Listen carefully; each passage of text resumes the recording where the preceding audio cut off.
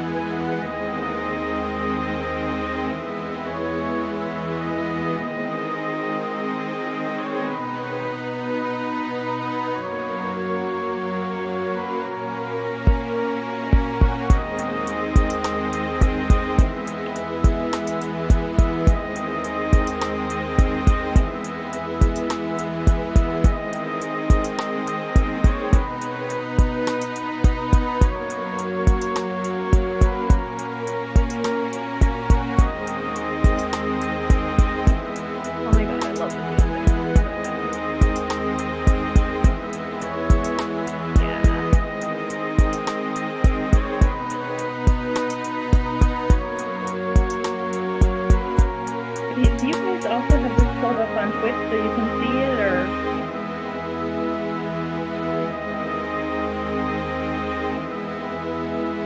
I will say we are not muted.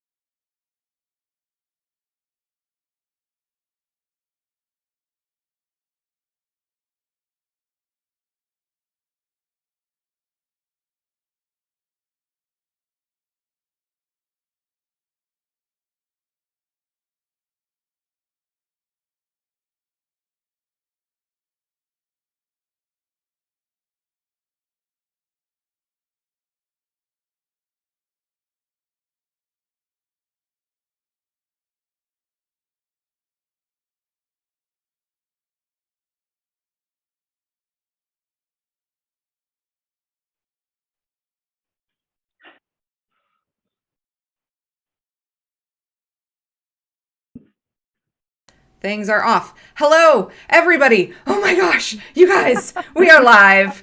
Uh, Yay! Yay! Thank you guys. Thank you everybody for being here with us tonight on DMDM Studios. I am so excited to be a part of this. I'm just going to get Momo. Can you say hi? I just want to make sure that all the audience can hear you talking.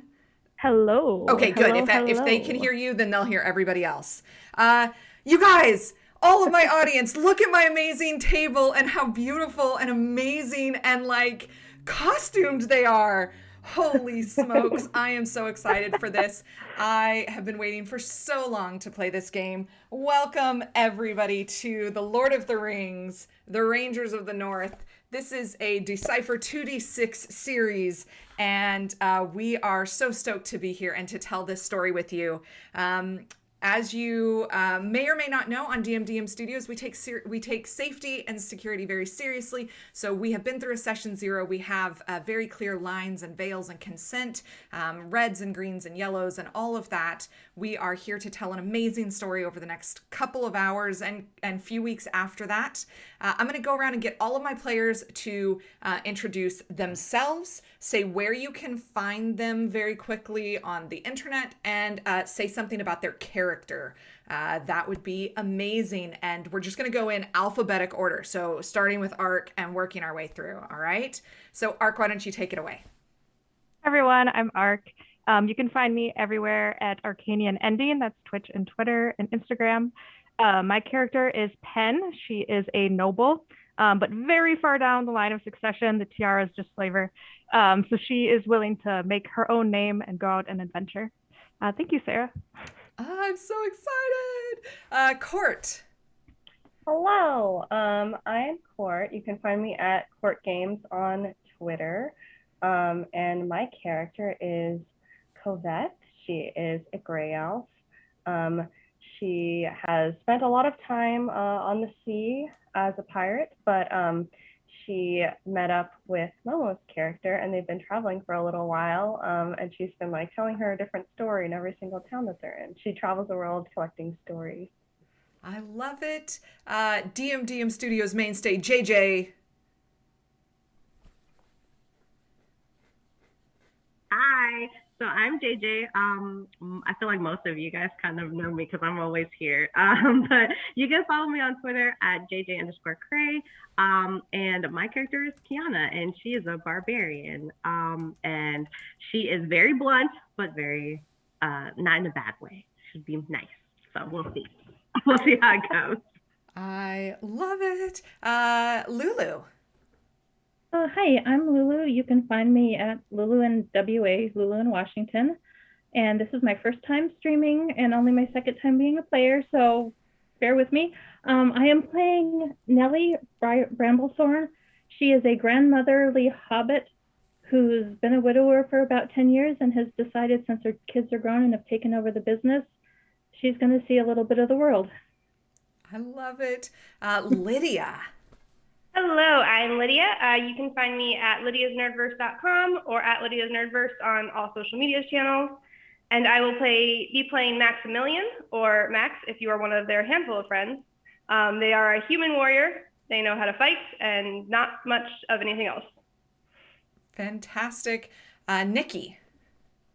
Hello, everybody. I'm Nikki. I'll be playing Pepper Hornblower, the Hobbit. I've spent my life on the sea, and now I'm headed to Bree to see what else is out there. Momo. Momo. You can find me on A Minstrel's Tale on Saturdays, DMing for Rhyme of the Frost Maiden, and on Mondays at Talking XP for Curse of Strahd. I'm playing Lane, a wandering minstrel dwarf, and been traveling along here with Coco, and we're heading to Bree. Fantastic. And I am the narrator. It's weird to not say DM. I've been a DM for so long streaming. I am your narrator, Sarah. You can find me at SMoreAD on pretty much all the social medias. If you could follow me there, and you can see me DMing for 2 weeks left only in our first season of Phandalin by Night over on Vancouver by Night. It's a D&D stream on a Vampire the Masquerade channel. Very confusing, I know. And I've just started my own studios called Girls Run These Worlds with some amazing other women. So come and follow us there as well. And with that, are you guys all ready? Yeah. Okay. Yes. I need everybody to just roll their 2d6 just to get the first roll out of the way. We don't need any bad like hooby-joobies. We just need to get this first roll out of the way. Can I keep that That one? wasn't my first roll. My first one was bad, and this one's really good. I got a 1 and a 2. I'm glad that's not my One's first. terrible. See, this is why we get them out of the way, because we're all used to playing with D20s, and the D6 have been neglected for a long time. We need to Yes. show them some love, right? We're gonna warm them up. All right, homies, let's go. So here we go. Spring has come to the lands of the north. While away south the rumors of war spread, here life goes on in an idyllic manner. Most folks go about the business of tending flocks, raising crops and their families, and are ignorant of the turmoil of the rest of the world. You have come north, either fleeing the growing threat of war or just to find new places to see and songs to sing. Tonight you find yourselves in an inn, in the Prancing Pony, in the town of Bree. Your evening will be filled with jovial song, a bit of drunken table dancing, and many stories of the surrounding areas. But as the coolness of dark night creeps through the drafty windows, a shadow grows larger over the countryside. It breeds in the hearts of men and beasts. And the Shire, although it has long been a place of laughter and good company, even the stoutest of hobbit hearts cannot hope to stand against this threat. Unless, of course, a mighty few take up the fight and stand steadfast in the eye of history as the eye of history pierces through them. Welcome to Bree, my friends. So, you find yourselves in the Prancing Pony. This is a human town, mostly a mixture of dwarves, some elves, maybe outcasts. We are in the northern areas. This is a dirty town. There's no cobblestone streets. This is mud, and very much a frontier place on the edge of the Shire, where the Shire meets the human world. And the Prancing Pony is not a glamorous inn. You're not at, the Hilton or the Sheraton. You were Priceline, Find My Deal, and this is a 2-star at best joint. The Prancing Pony has rumor and gossip to share, but I'm wondering how you all came to be here. So if anybody wants to start, otherwise I'll be teacher and just pick on somebody. I can start. Go for it. Yes, Max is they're a soldier, so this was an assignment. They were assigned to come down to patrol to make sure no one gets into any trouble. Kind of expecting it to be boring. I mean, there's not much going on, so a little upset that they got sort of the short stick in being assigned to Bree and are a little disgruntled now. Fantastic. Pepper, how did you come to be in this town of men? Well, Pepper has spent her life on the sea with her family. We are a fisherman family by trade. And now that Pepper has reached the age of adulthood in Hobbit, that's 33, you're welcome, she has decided that maybe this isn't all there is to see in the world. Maybe while Pepper loves the sea, maybe there's something Pepper loves more. So her family has sent her to Bree, where her aunt on her mother's side works as a maid in the Prancing Pony. Fantastic. Start my adventure. Lovely. Let's see. Kiana, how did you come to be in Bree? Oh, Kiana is originally from the hills of Vendham, and she has a twin brother named Cedric, and Cedric has mysteriously disappeared. So among his things in his room was a note that she could not read, but made out only the words Cedric and Bree. So she has now ventured off to Bree to find any clues about her brother. Fantastic. Pen, how did you come to find yourself at the Prancing Pony? You're very glamorous for such a dingy place. Well, Penn has been traveling for quite some time, going from adventure to adventure, trying to make her own name for herself. So she's just finished such an adventure. It's time to drink and relax, not take anything too seriously. And this is what we're affording today. Okay. Our Hobbit grandma, Nellie. How did you come to find yourself here? Well, Nellie left the Shire to fulfill her husband's dream. He had always wanted to go out into the world and try to find new plants to bring back to the farm.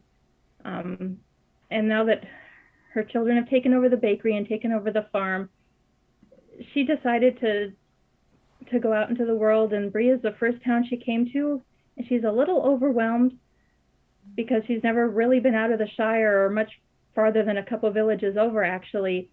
But she found the prancing pony, and of course, she immediately went in to the innkeeper and bartered to get a better deal, and is in the kitchen baking up a storm because that's what she does. So the food that you're going to get is probably a little bit better than it normally would be because she's been baking all day. I Yeah. I love Nice. a grandma who will just take charge. I'm here for that. And then finally, Love it. Coveth and Lane. Well, Coco and I have been traveling and heard about Bree and wanted to go check things out over there. It's a bit dirtier than we thought it would be. It is in fact not.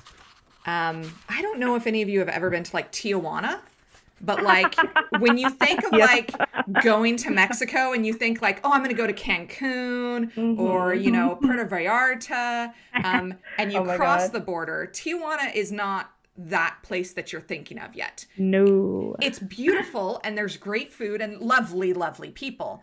Yeah. But it is not quite what the pamphlets for Mexico are. Do you know what I'm saying? Yeah, it's rough. Yes. Yes. Mhm. So It's a little rougher, which doesn't bother Lane at all. absolutely. Yeah. Oh, Kovac cool. right now, I think they're probably sitting at a table like together. And she's got her like leather-bound journal like open. And she typically like whenever they go to like a sit-down place like this, she will like people watch and like do a little quick little like 5-minute sketch of people, and then like look at them, look away, and like do another sketch. But yeah, she's a little shell shocked right now because she's like, this is not what I was told about anything about this place in stories that I've heard. Sometimes the stories change and the food smells good. The food food does is- smell good. And some of you find yourselves at tables amongst the people of Bree, the men and women. And if you're not watching your coin purse carefully, the less than desirables as well.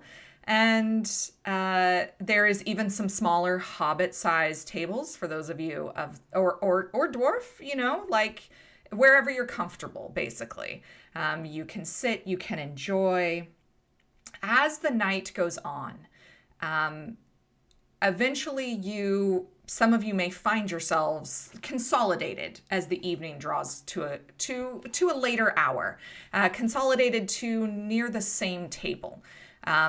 As a group, you do not look like you all fit together in many ways, but there are stories to be shared and reasons for why you're here. I can give you guys some time to role play if any of you would like to interact with each other. I think Pepper is going to, with her tankard of ale, head on over to the two sitting together at a different table. They look pretty interesting, and Pepper is looking for something interesting to do. So I think Pepper's gonna wander over. Hi. Sorry. Not really too sure how this works. Haven't been to a lot of taverns that aren't exclusively elves. Is it okay if I sit with you guys? Yeah, of course we welcome every people from all walks of life, elf, Yes, dwarf. you typically sit with elven taverns? Yeah, my family's from the Grey Havens, which is, full of elves, and they're great, don't get me wrong. But there's not a lot of other hobbits, dwarves, anyone other than elves. So I'm very interested in talking to other people. It's great because it's just me and my family, and then 50 elves. So thanks for having me. Do you guys want a drink? I can hook you guys up with a drink if you need another round. Oh, yeah. Drink would be nice. I'll never say no to a drink. The best tasting drink's a free one. You're not wrong, friend. You make your way over to the bar, Pepper, and that is where you find Nellie, and Penn sitting at like the bar counter, possibly talking. But you find yourself meeting the innkeeper, a stoic, kind of human man, very medium, very like if you saw him in the streets, you wouldn't necessarily remember him. Very just average in many ways. But his name is Bealdwy, and he also, let's see, who would know?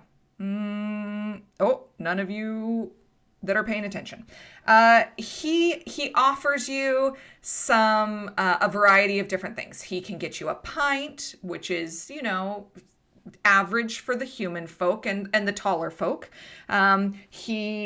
He is quite pleased with the level of food. In fact, the tavern seems, over the course of the evening, to kind of swell as word gets out that there's kind of a new chef. And you hear, like, people asking him, like, you know, is this permanent? Like, where did you, what the frick, dude? Like, where did you find this person? And he's like, well, yeah, you know, this is how we're making changes around here. Gotta, you know, takes money to make money. Gotta recognize the hustle, you know, and he's like definitely misrepresenting the situation. Because Nellie is not necessarily a long-term employee. You know, she's seasonal contract at best. But you can get kind of a stewed leek. If you're hungry, also, there's like a stewed leek soup with a mug of beer for 5 copper pieces. He has 5 copper pieces seems like a lot, if I'm honest with you, for this town. He is taking advantage of this fact for sure. But depending on what you want, he's got pickled crab and dried watercress, boiled capon and curd cheese, which, like, he is taking fancy things that he has heard at other places and saying that that's what they are and hoping that nobody here actually knows what those meals are. Do you know what I'm saying? Yeah, You definitely have like some douche vision, and this guy is setting it all off. Oh my god. Oh my god. Pepper's going to be a little, like, she knows that this guy is not on the level, but she hasn't really experienced this much. She's not sure really what to do, because the elves, when they drink real hard, and they're no nonsense about it, you know? Like, the guy's there to sell you beer or sell you wine. That's all he's going to do. So Pepper's not really too sure what to do about this. I think probably looking around, just kind of sidle up to someone else at the bar, like, does this seem like too much? Is it just me? Is this too much money? Sorry, just one sec, Mr. Bartender. Sorry, one sec. Seriously though, how much money is this? This seems not really too much. Penn, you hear this small voice come from beside you, and as you look over, you see this beautiful blonde, curly-headed hobbit with this dash of freckles that the camera is just not doing justice to right now. But I have seen the playtest makeup, and I'll color him more next time. it's because these boxes are so damn small. And Penn, you see a hobbit there talking to you. I think it's a bit rich for the food here. Not that it's bad, but this is no realm of men with a great feast. I think he's taking you for what you're worth. That's what I thought. And I think at this point, Nellie overhears and she's like, oh, dearie, you know, let me take care of you. I'm going to be right back. And she goes into the kitchen and is going to bring out just a big tray of sweet rolls and take them over to the table where the group is and say, no, I know some of the stuff that they serve here is not the greatest, but I was known throughout the Shire for the quality of my baked goods, and as a fellow hobbit, I'll make sure and take care of you. And she kind of pats her on the shoulder and leads her back over to the table. Thanks for nothing, Mr. Bartender. Thank you, though. He's like, where are you charging for those are not for, I'm putting those on a tab. No, we had an agreement, and you said that I could use your kitchen, and I did bring my own supplies. I wouldn't, some of that flour back there was a little bit questionable. That flour came from the stash that I brought with me. So, it's fine. Oh, I think that calls for the first roll of the night, my friends. I love this kind of thing. I love her. I love this. This is going to be a perform check. So this is your 2d6 plus if you have any points in this. Yeah, no modifiers on that one, so. A bearing check. So for those of you, as Lulu is figuring this out, for those of you that are not familiar with the CODA system, 2d6, we have attributes. There are also skill points. There is no digital character sheet tool set for this. So we were pen and pencil old school character drafting last week. And so our attributes are bearing, nimbleness, perception, strength, vitality, and wits. This is a bearing check specifically. And what'd you get there, Lulu? I have no pluses on it, but I did roll a 9. 9, nice. Yeah. Yeah, beautiful. You're like, as you start to talk about the quality of the products, you hear one of the kind of very old leather-faced gentlemen from the corner go, I knew that he was a cheat. He's always been a cheat. He'll always be a cheat. And immediately, like, the Baildwin's face goes bright red, and he rushes over to the corner, and he's like, shut up, you old crone. Like, this is none of your business. You haven't paid your tab in 6 months. Like, and he is now very clearly dealing with this other situation. So you sit. Pen and Nellie, do you and Max, do you follow the mouth-wateringly sickly sweet smell of these sticky buns as this little hobbit grandma goes carrying a nice piping hot tray of them over to a table?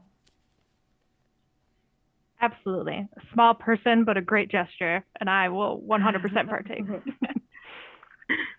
Yeah, I'm gonna keep an eye out when I hear them bickering in the back and make sure a bar fight's not breaking out. And then when I see them calm down, I'll just kind of wander over and. So that sounds like a roll to me. Let's get into it, friends. That is going to be. Give me just like a. What is it called here?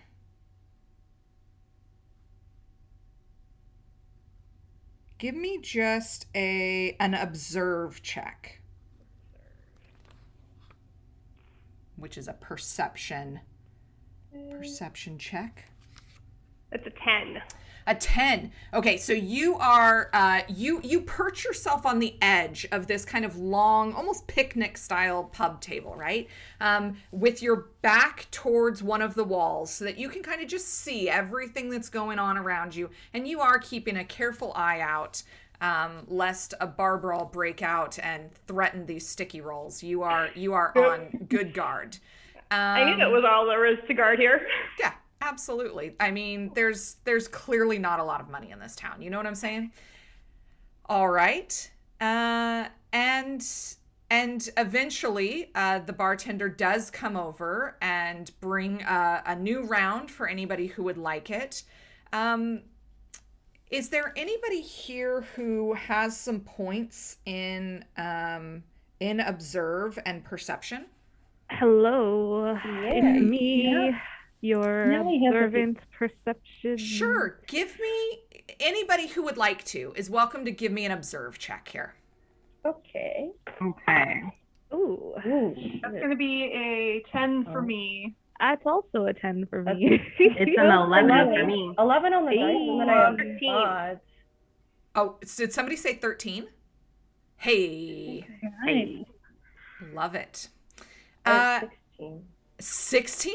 Who has a 16? Me. Wait, She got somebody said eyes. me, but I didn't see who was talking. Oh, hello. Hi. Oh, Court. Okay.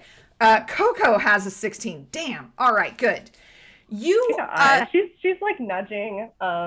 She's nudging Lane, and she's like, "Did you see that shit?" And she's like drawing really quickly, like trying to capture the action, but it's all just like action lines. and somehow the ale turns to tea as you guys start to hear all of like the stuff that's going on in the village of Bree.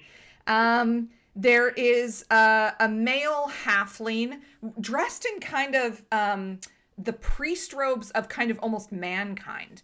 Not that there is no kind of hobbit religion, but certainly not formal and organized in the way that they would have like clerical robes.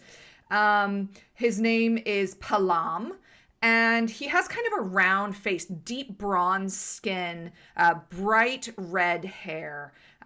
He wears fine cleric clothing. He has a sling of vials and potions. And you hear him occasionally just try to get the bartender's attention and mentioning something about, you know, I know that you can do the the tricks. They help you with your work. I would love to learn something. That's all I'm saying. That's all I'm saying. I would just love to learn something. And the bartender like gives him this stare like, say another word, little one, and it will not end well for you. I do not care that you are a man of the cloth. Like the look that this bartender gives him is like, please stop talking. And the please was just me being polite. You will stop talking now. There is another soldier, Max. You see the bearing of a man who carries himself as another soldier. This is Raffolk, and he has braided golden hair and gray eyes. I kind of picture like a Josh Holloway from Lost kind of a deal, you know? A thick beard. He wears chainmail and has a spear and a shield. It is interesting to see a formal, like, worn soldier uniform in a town such as Bree. There must be some reason he's here. And he keeps... he's asking around anybody who looks like they are traveling through, and even you. He kind of approached earlier. He is looking for some adventurers to escort something. He's a little bit cagey about it. He's, you're not totally sure whether it's because it's maybe like a scam or he's maybe AWOL. There's something kind of skeezy about the issue. There is a female human. She is nose deep into a book. And every once in a while, you see her she's very mousy. She kind of peeps up and looks around when something loud happens and then gets back into her book. And she, every once in a while, starts like scribbling. She pulls out like an ink and quill and scribbles right into the margins of her pages. She wears very fine clothing, but what stands out to Penn is the amulet that is very finely created and crafted. This piece of jewelry that she wears is gorgeous.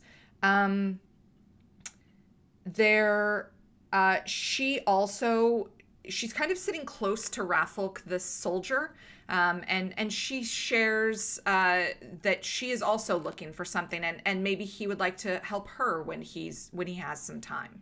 And he kind of brushes her off. And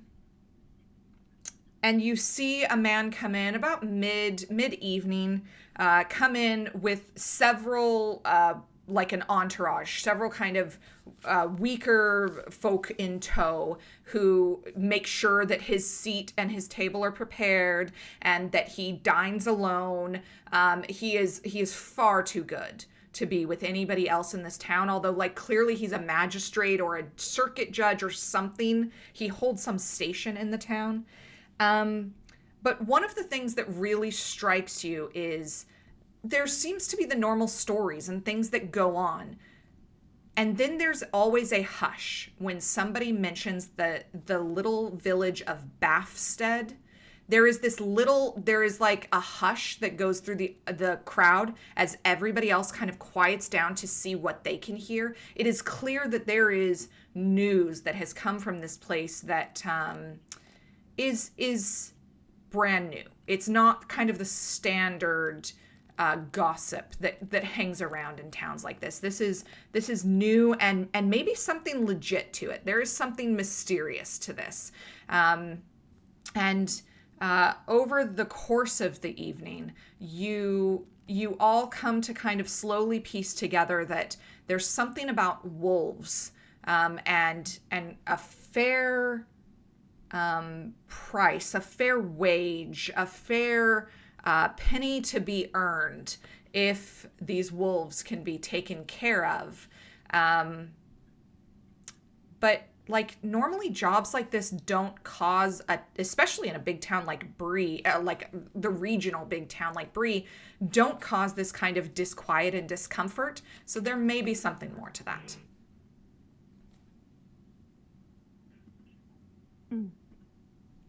Okay, and that's like everything we hear around the course of That is the evening. all of the basically? things that you hear through the course of the evening.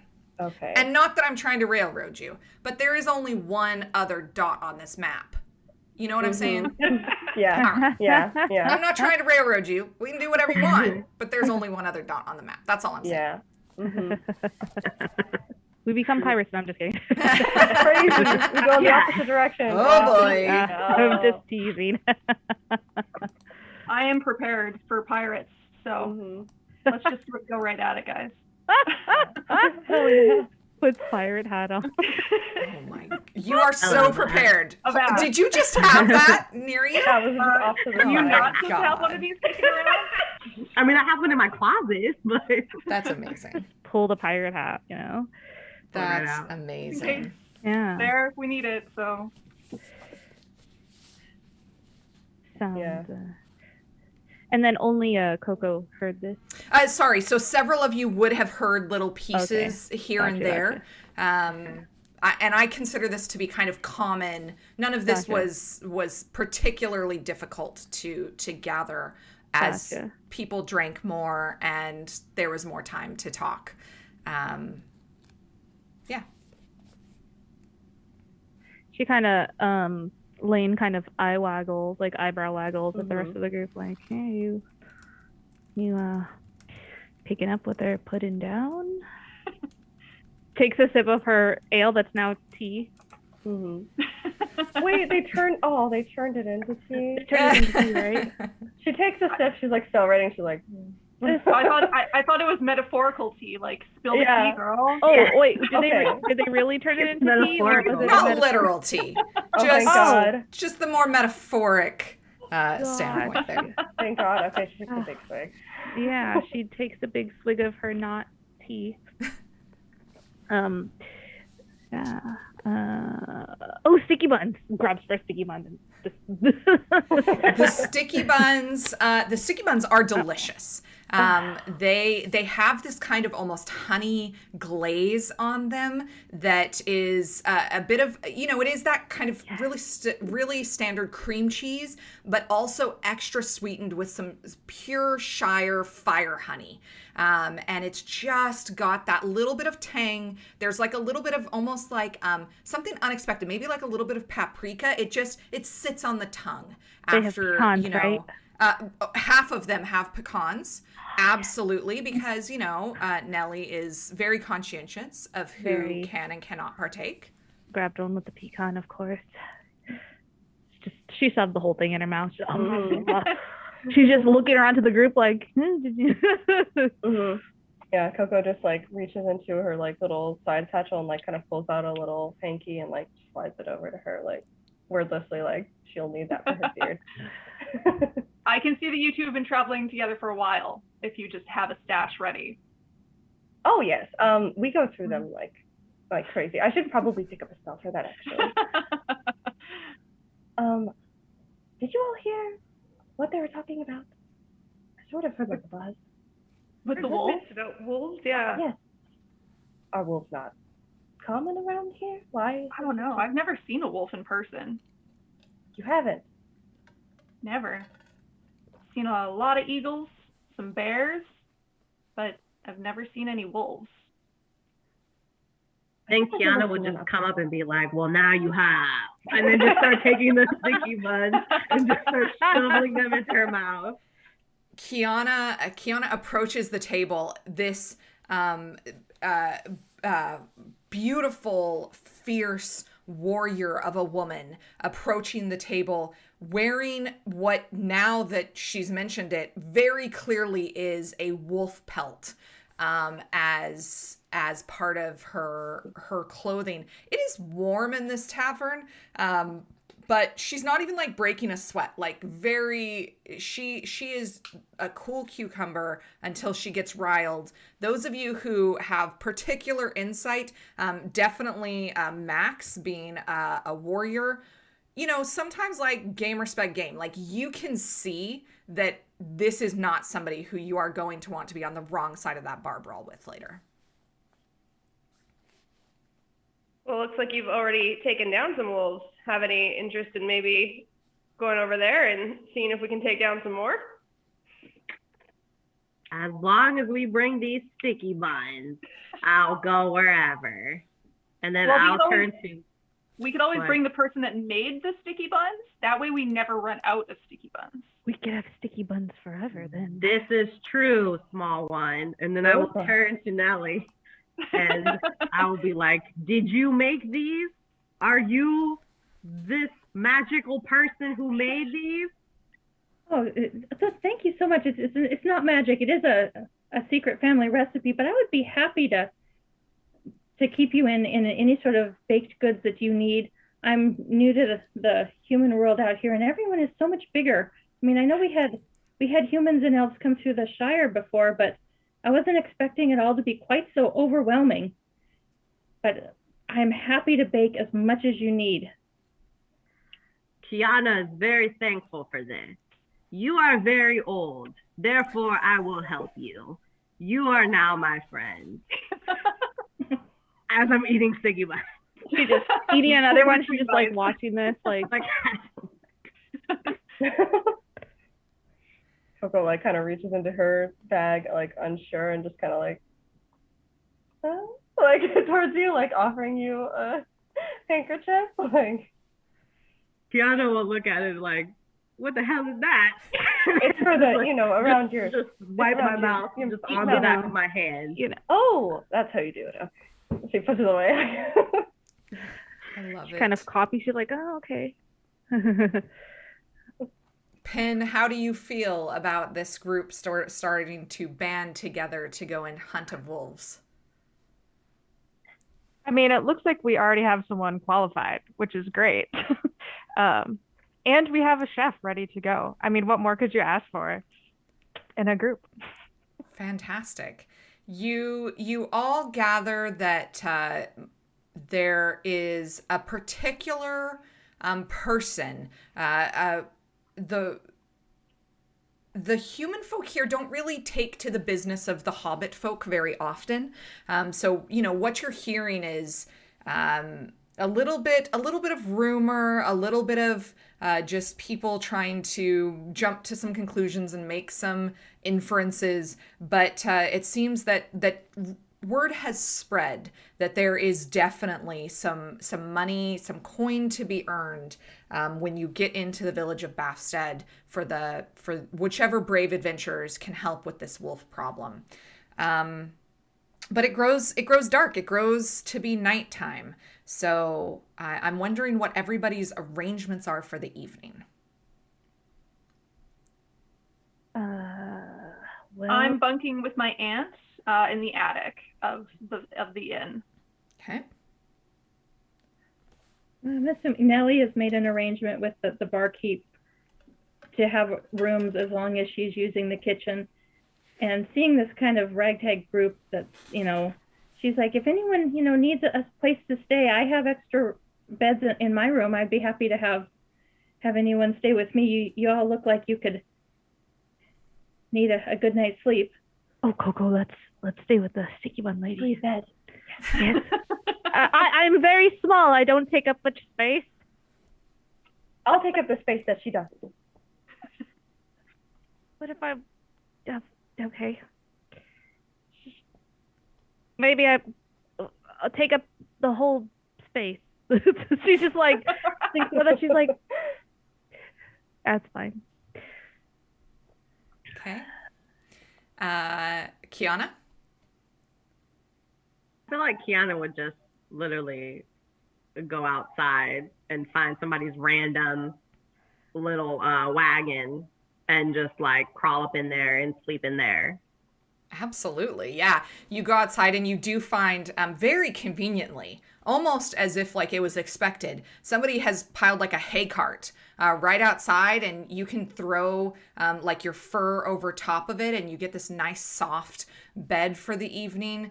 It's a spring evening, one that is fairly cold, but you're used to that. You're sturdy from a little bit further north than here anyway. Yeah. And so you are well within your rights to handle that. No problem. Penn and Max. Penn would definitely have a room ready to go on her own. Lovely. Max probably just finds like a barn or something that's kind of just on the edge of town, sleeps very light. Lovely. So right at the entrance to the main entrance into Bree, the south entrance, there is like a stables just off the side, and that's a good place where you can go and find a safe place to climb up into the like rafter area. And you're not the only one. There are a couple of other folk who have taken this route in their travels around the north as well. But it is a safe place, and everybody gets a for better or for worse night's rest. And as dawn breaks, I imagine Nellie maybe is up first. Oh, definitely in the kitchen. You have to start making bread early in the morning if you want to be up for the farmers. So yeah, she's busy. She's brought her flour, and she's got some ingredients left from that she brought from her village, and so she's making some good loaves of bread. One of her favorites is a fig and anise flavored bread. She's got a few dried figs left from her tree at her house, and so she's making some of that up, and so the kitchen smells fairly good when everyone makes their way in. And for those of you who stayed out, you can find your way back in the morning as things open up. There is actual literal tea this morning, and coffee. Less of the metaphoric, strictly the literal kind this morning. As you all find yourselves together again and begin to make your plans to head northwest. It's going to be a good day's walk, so you may not want to wait too long. But is there anything anybody needs before leaving kind of the human settlement of Bree? Well, I'm going to write out a letter to my parents and give it to my aunts to just kind of explain where I'm going and how excited I am to meet a wolf. And how bad can they be? Like, I assume they're not that bad. They're dogs, right? Like, it's not that bad. Exactly. There is a little post in town where you can send something away. You know that it will take a while for something to reach near the Grey Havens where your hobbit settlement is, but you send it anyway, and in several months they will receive it after you are safe or not. The dice remain to tell their story. Grey Havens aren't that far away, I promise.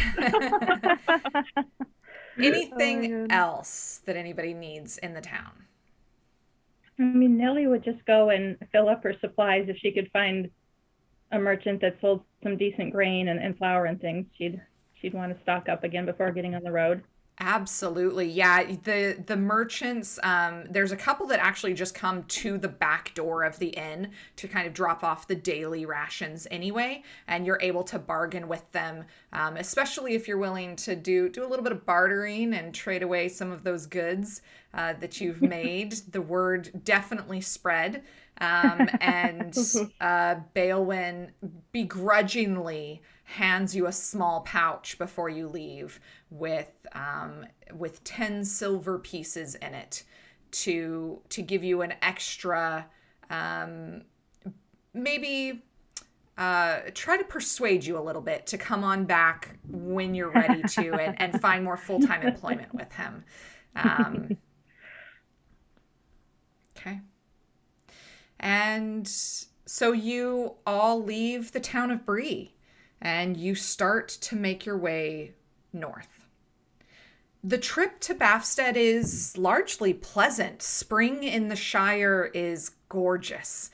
It is full of beautiful birds and long green rolling hills. The road north is pretty much straight north, like you'd be heading to Fornost and the North Downs. Bafstead, you've gathered directions, is on it takes a side trail off.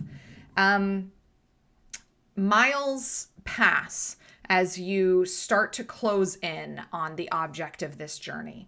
And the county to the west opens up into these beautiful, low rolling hills. The grasses wave as the wind blows over them. These green grasses are watered by the recent spring rains, and a few of these areas have blossomed into a riot of spring flowers of the most beautiful colors. Occasionally you'll see farms and vegetable patches kind of spread out. Those of you who are more keen-eyed do notice a few hobbit holes here and there. And all that being said, you have yet to see another traveler on the Greenway. It is a lonely road, not much travel through from Fornost to Bree. After you take the turn towards Bafstead, the road becomes even more unused. The turn to Bafstead at one time must have served several villages. You can tell just by how wide the original turn is. And it just maybe is that all but Bafstead have disappeared over time. This is obvious because you see like where these roads started to branch out as the main road becomes narrower. Does anybody have survival or travel sense? Points in survival or travel sense?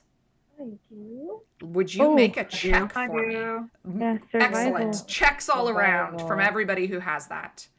Survive. Oh, I have a 13. So Lovely. 9 10. plus so 7. survival. 9 plus. I had a little bit too much ale last night. Oh no. A 13. She was 13. too into her song. 13 in Lovely. survival, yeah. Got a little bit of like maybe pre-diabetic coma. You're gonna want to watch those sticky buns. Like that's like just go slow, okay? The road looped further north and then winds back down around towards Bafstead. And soon you let's see, who is this? Kiana and Coco manage to watch the roads carefully and make a pretty direct path. There are stone fences that start to spring up, stone and wood. You can start to see the signs of a fairly small settlement, and most of these houses, although most of them are hobbit-sized and hobbit in construction, you do every once in a while see the fine carved stonework of a dwarven home or a more big person space of a human home. Bafstead, while once was entirely a hobbit settlement, has, as many towns that are declining, welcomed new blood in to kind of keep the town alive and well. You know that the hamlet cannot be too far away. Coco and Kiana, as you start to speed up your steps and encourage the group around you. And the village should be fairly easy to see once you get over this next rise. which is where you start to hear the first sounds of trouble. A wagon is heard moments, the spiky wooden wheels of the wagon are heard moments before it crests the rise before you.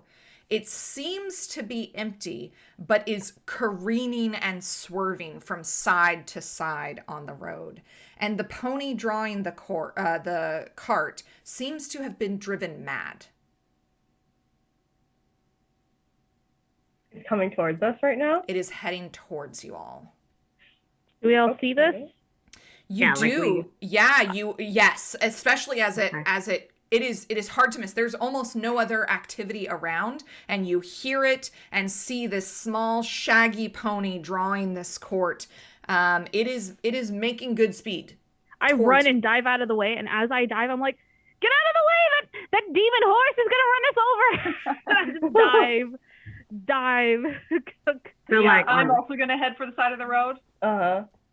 She does a little roll, like a mirror roll. I'm out of dodge. Kiana would definitely grab Nellie and like jump out of the way because I'm like, she is old. She needs my help. So I'll just like scoop her up and jump out of the way. I love it. I want to try casting something. Sure. So Beast Speech says it has a casting time of 1, not 1 minute, 1. Is that like around like 6 seconds? Yeah, pretty much. Okay. Can I cast Beast Speech and be like, wait, what's wrong? Where are you going? Absolutely. How do you cast this spell? What does that look like for Coco? So in this instance, it is like something that is purely instinctual. She used Beast Speech like in her previous time traveling to sort of like, you know, chat with. Usually she'd be chatting with like fish and be like, hey, how's the water? You know, which way should we point? Or like, are we near a landmass? Like, where are we? But this is like a land animal, and she's like kind of newish to this because she's been on the sea for a while. So she just kind of does it. Like she sees like, oh, animal, and then boom, like there's a flash and like the words come out of her mouth. So she sounds like she's a fucking talking horse because that's how Beast Speech works. Of course. So she just sounds like a Winnie. Absolutely. Mr. Ed. That's all I'm getting is Mr. Ed. Yeah, so like people are diving to the ground and you hear like a loud neigh.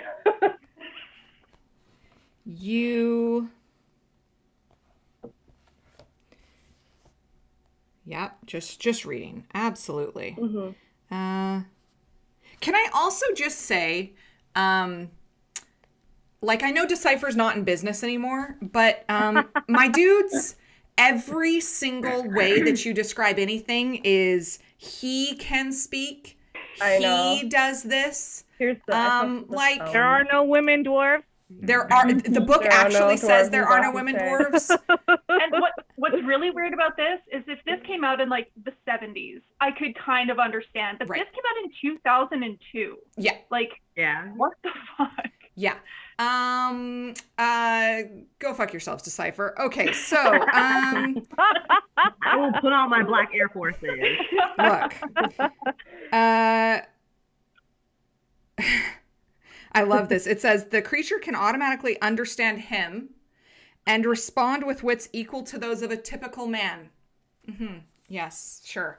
Yeah, you do in this immediate, instant braying sound as it echoes out from your throat.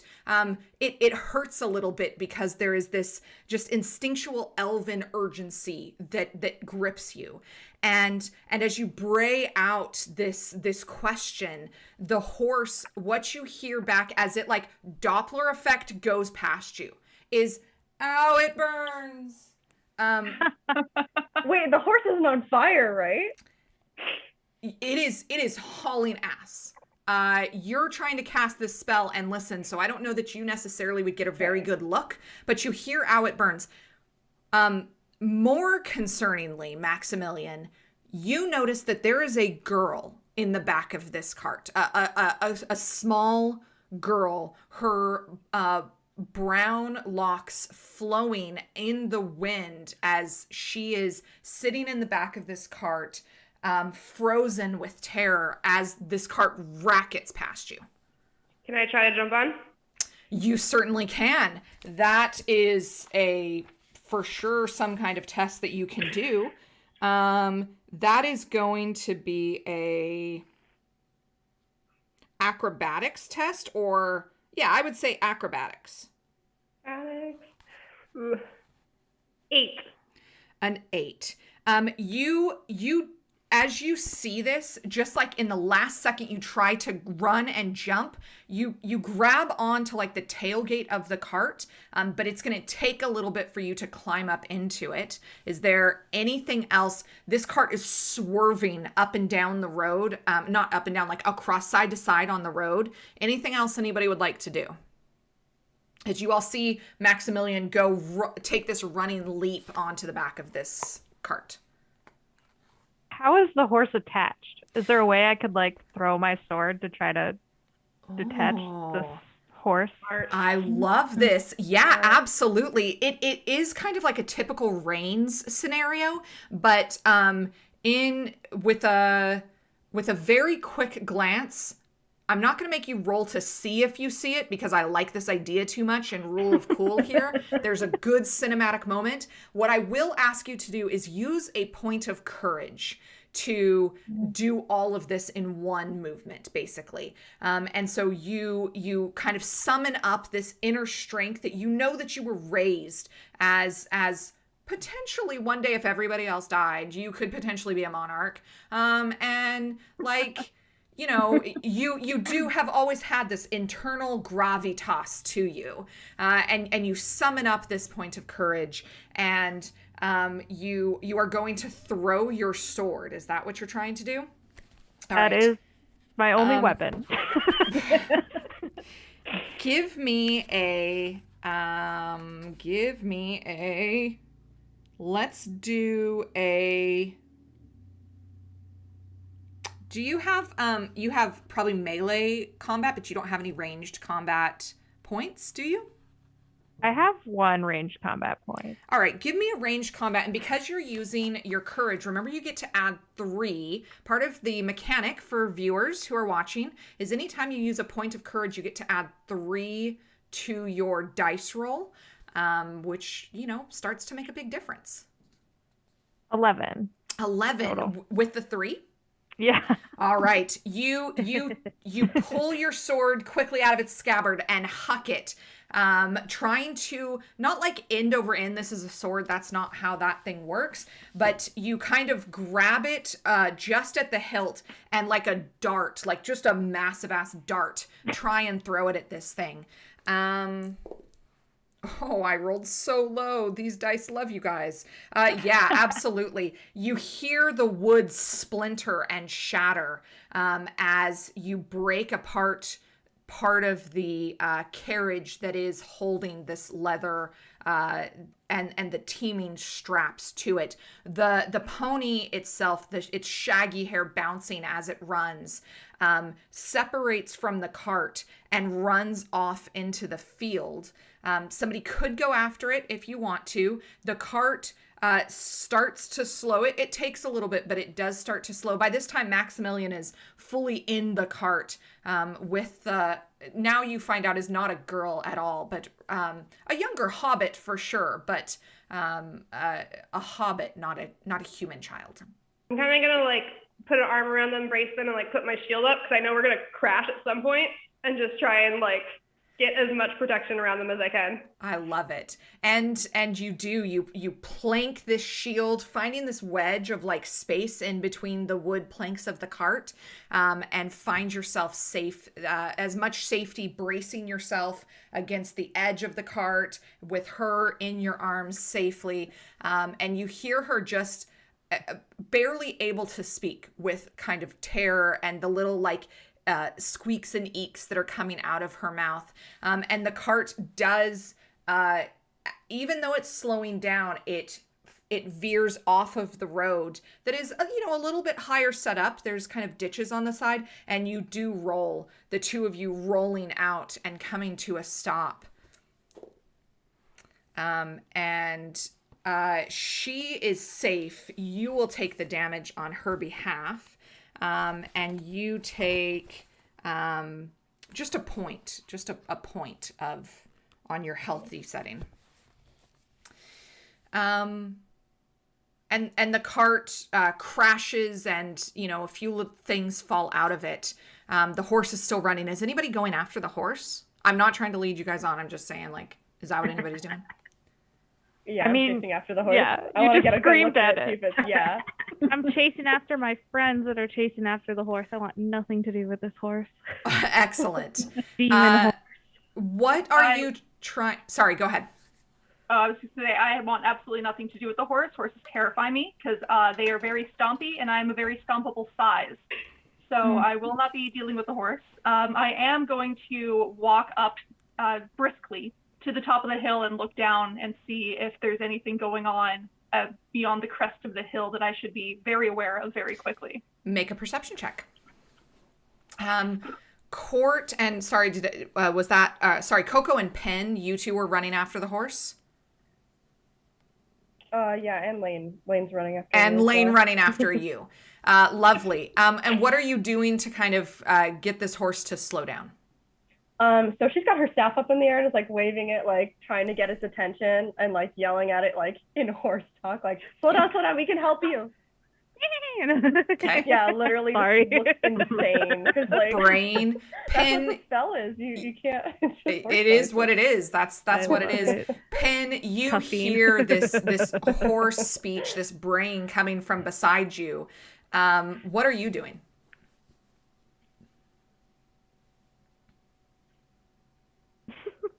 That's me.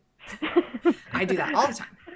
For a minute, I was like, wait, oh no, that's not me. I mean, really what I'd like to do is chase after my sword and get that back. And then... Sure.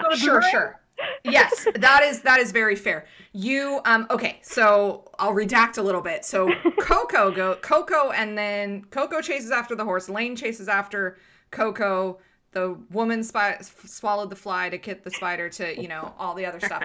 And you do, Coco, manage to get this horse eventually. It takes about 15 minutes to get it to calm down enough to be slow and to trust you. It is very hesitant to do so, even though you're clearly speaking to it. As you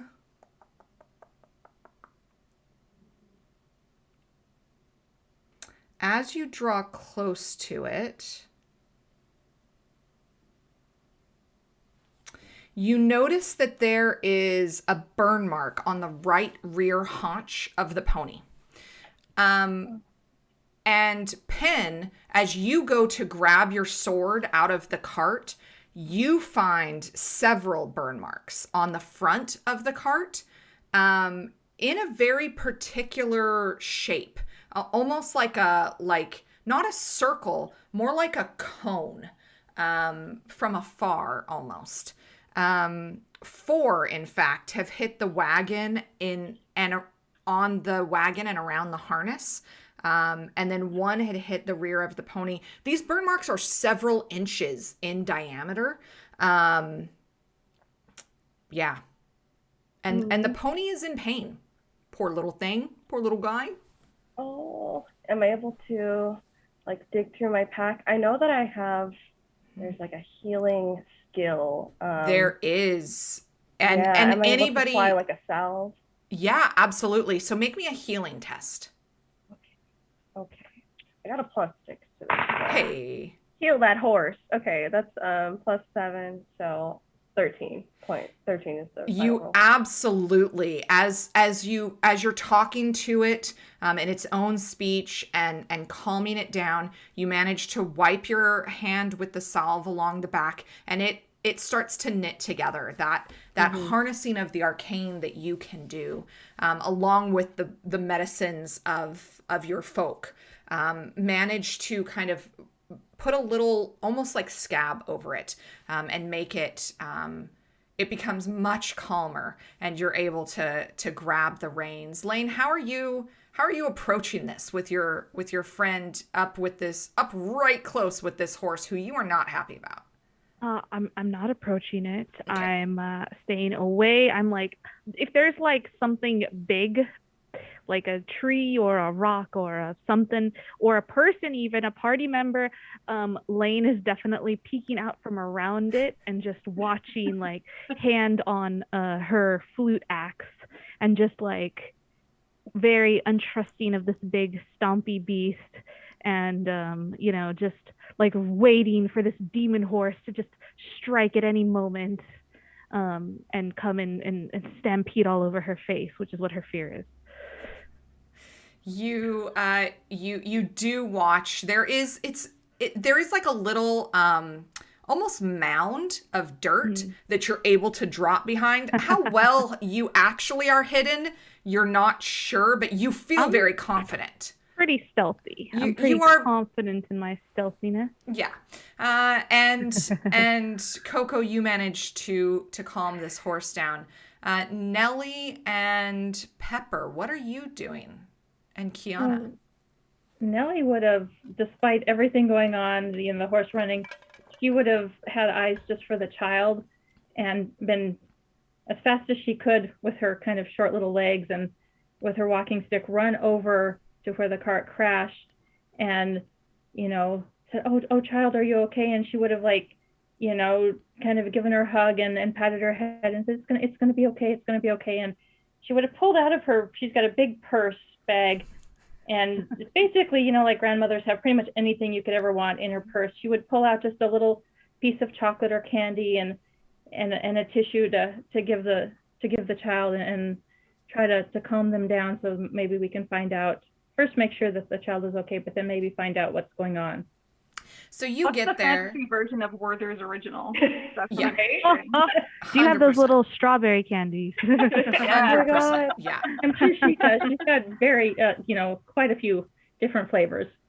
Love it. Some little Purdy's chocolates in your purse there for the CanCon. So yeah, you go over this. This is not actually a child, as you see this this girl roll out from under Max's shield and protective embrace as the cart topples. You see right away that this is a Hobbit young woman. She's probably in her late teens, early 20s, but she is an adult of your culture. And Nellie still thinks she's a child. I mean, all young girl or children for her. Lovely. And you go over, and she is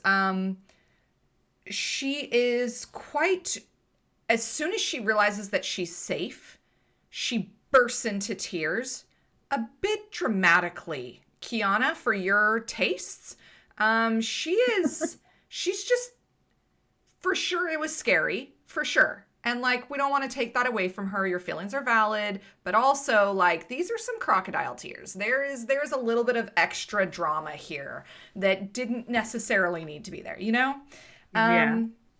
And especially with a loving grandma, like a kid who doesn't cry until the mom or the dad is like, oh my gosh, are you okay? And then they're like, oh no, now I'm not okay. Like, she was just kind of waiting to see how this would play out. And she bursts into tears and is a little bit inconsolable, and you hear her talking about her pony and how scary everything was, and her father will not be pleased to hear about this, and she's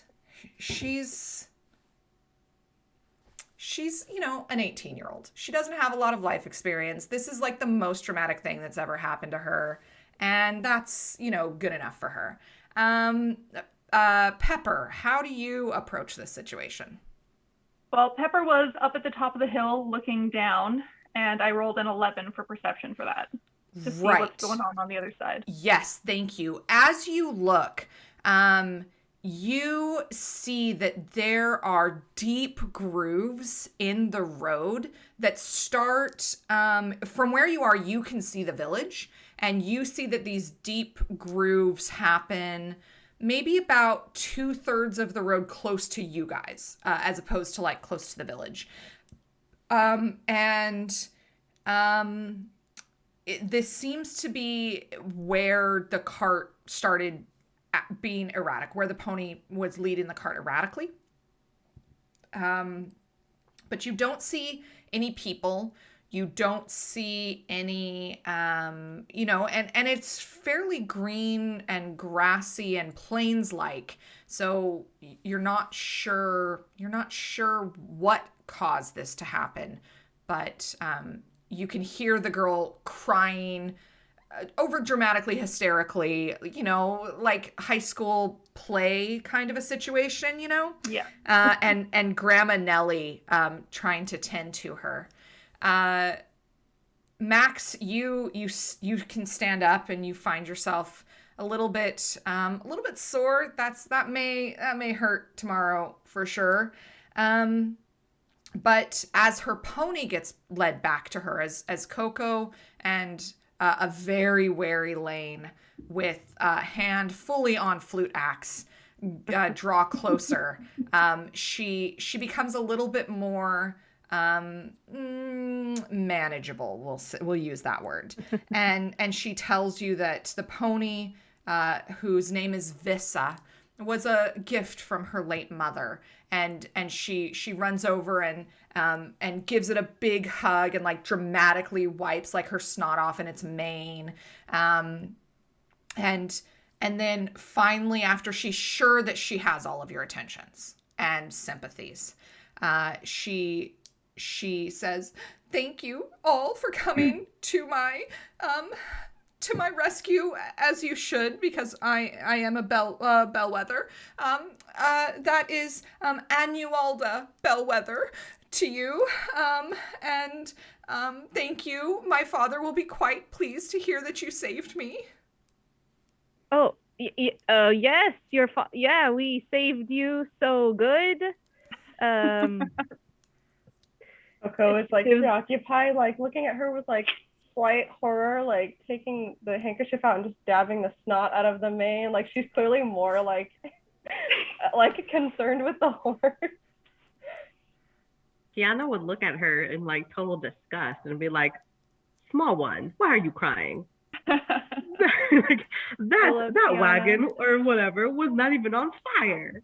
Why do you cry like this so severely? And like, I remember my first wagon ride. I stole it, and it was definitely on fire. Just kind of like, you totally like, you're being so dramatic, and this is like, what is this? Like, just like, you need to toughen up. She takes a second to hear what you're saying, and she's like, "Oh, that's a much better story." And you can see those gears clicking of like, I'm going to tell everybody that the cart was on fire. This is excellent. This is totally what I'm going to do. She looks back to the cart, and she takes a big, deep, overdramatic sigh. "I will have to send some of Father's hands out to collect the cart.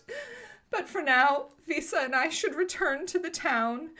Will you all come with me, just to make sure that nothing else happens to me?" So you're gonna tell them that the cart got set on fire, is that right? "Didn't you? I can still smell it. Oh, my poor Visa." And she's like looking over to where the glistening of this balm is. And yeah, she's playing it up a little bit. Yeah, Coco kind of leans toward Vissa and like stage whispers like, "How did you get set on fire, actually?" Sorry, say that one more time. She's like, "How did you get set on fire, actually?" "I don't know. These things just, I guess sometimes they just happen." And she kind of looks to Kiana reassuringly, like, "These things just happen sometimes, right?" Oh no, Coco's asking Vissa, the horse. Oh, you were talking to Vissa. Oh, I see. She's like, I don't buy it. Vissa, as you kind of whisper into the pony's ear, the pony doesn't quite move away from the girl. It's clear that the pony and the girl do have some kind of connection. But the pony says, "I don't know. It just came up out of nowhere, and it hurt so bad. I don't like that. I don't want that to happen ever again." That's never happened to you before, right? "Oh, no. This This has never happened to any of my kind. I would have been told I'm not liking that road. We've taken it sometimes before to go, see the other one, but I mean, nothing like this. Did you see anything? Anyone? No, I munched away. I was having a nice lunch, and then it was time to go home and, then burn. I'm very sorry about your lunch. And she seems choked up like more than she should be. And she reaches into her pocket and pulls out a carrot and just like hands it over. Like, I know this isn't much, but As I really like, you're the first land horse I've talked to. And I feel like we've really bonded. I talk to a lot of seahorses. I don't know what that is, but if they're, You if don't they, have to. but I mean, carrots are always good. So thank you for that. That does help. And thank you for healing for whatever you did. My poor bum feels a lot better. Thank you for that. Good. I just don't want to see you in pain. Here you go. And she's hand feeding them the carrot. who would be closest nearby me? I would say you could be near anybody else that you'd like to be. Who would you have positioned yourself near? Oh, probably near Pepper, because we got the solidarity of the horse's terrifying stompy creature. Yeah. Yep. Lane kind of nudges Pepper. Do you see that? The beast, it's working its wiles on Coco again. We've got to keep an eye. Does she always just carry carrots in her pocket? She carries a lot of things in her pocket, but you see how she speaks with the beasts. The beasts, they take advantage of her. She has a very kind heart, and this demon horse is definitely using its bestial wiles on her, and it seems to be working. We should be on our guard. You're right. Oh my God, I didn't even think about it like that. Yeah, I don't know if the others are aware, but you seem to know about the nature of this demon horse. They're dangerous at both ends and crafty in the middle. Never trust a horse. Indeed they are. And the two of you begin your pact of horse hating. And absolutely. Love it. That is definitely a thing. This poor horse is now being hated on after being burned for no good reason. The horse I love horses, but Lane is scared of animals. The horse is definitely going to turn out to be the big bad because it's just the worst life. Yeah. You always introduce the big bad in the first session. Like, come on, you guys know this. You do. Facts, you do. You really do. I feel like Kiana at this point would be very annoyed by not only this small crying person, but also at the horse. And just like looking and thinking, horse meat. I would say that out loud and then just back away and be like, okay, I'm out. Your large form takes a few steps back, just in kind of general disgust at the situation, at the drama of it. Dramatics like this, where you're from, get people killed. Like they are a danger. You have to be cool and collected at all times. There is real danger in the world, not like some made up pony girl bullshit. You know what I'm saying? Absolutely. As she kind of collects herself, especially with Grandma Nellie there to kind of calm her and keep her soothed. Changing headphones. Oh no, hold on. It doesn't even give me a warning. It's just like dead. I'm out. It went to my other computer. Hold on. You know what? This is probably a good time because I can't hear any of my players. This is probably a great time for a break anyway, because we're at that point in the evening. I can't hear any of them, so I assume that they're all giving me their consent to do this. And we'll be back in a few minutes from break as we make our way towards Bafstead. So thanks everybody for joining us for this first part of the Chronicle. We'll be back in a few minutes.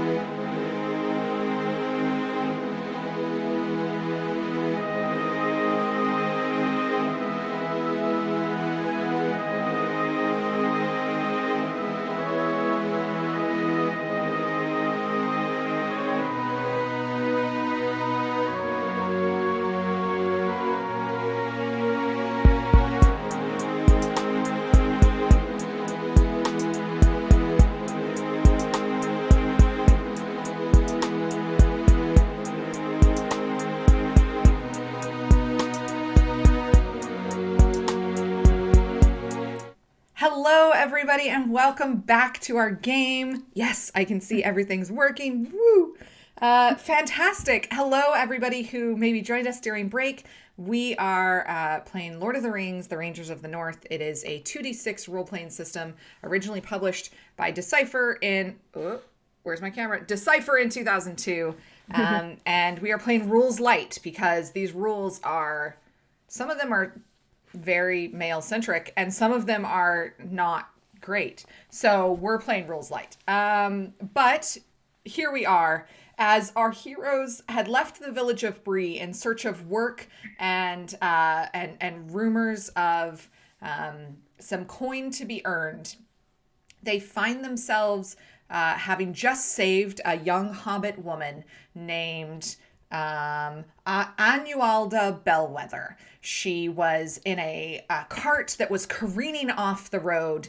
It's her pony, her shaggy-haired pony, had been burned on its haunch with similar burn marks around the cart itself.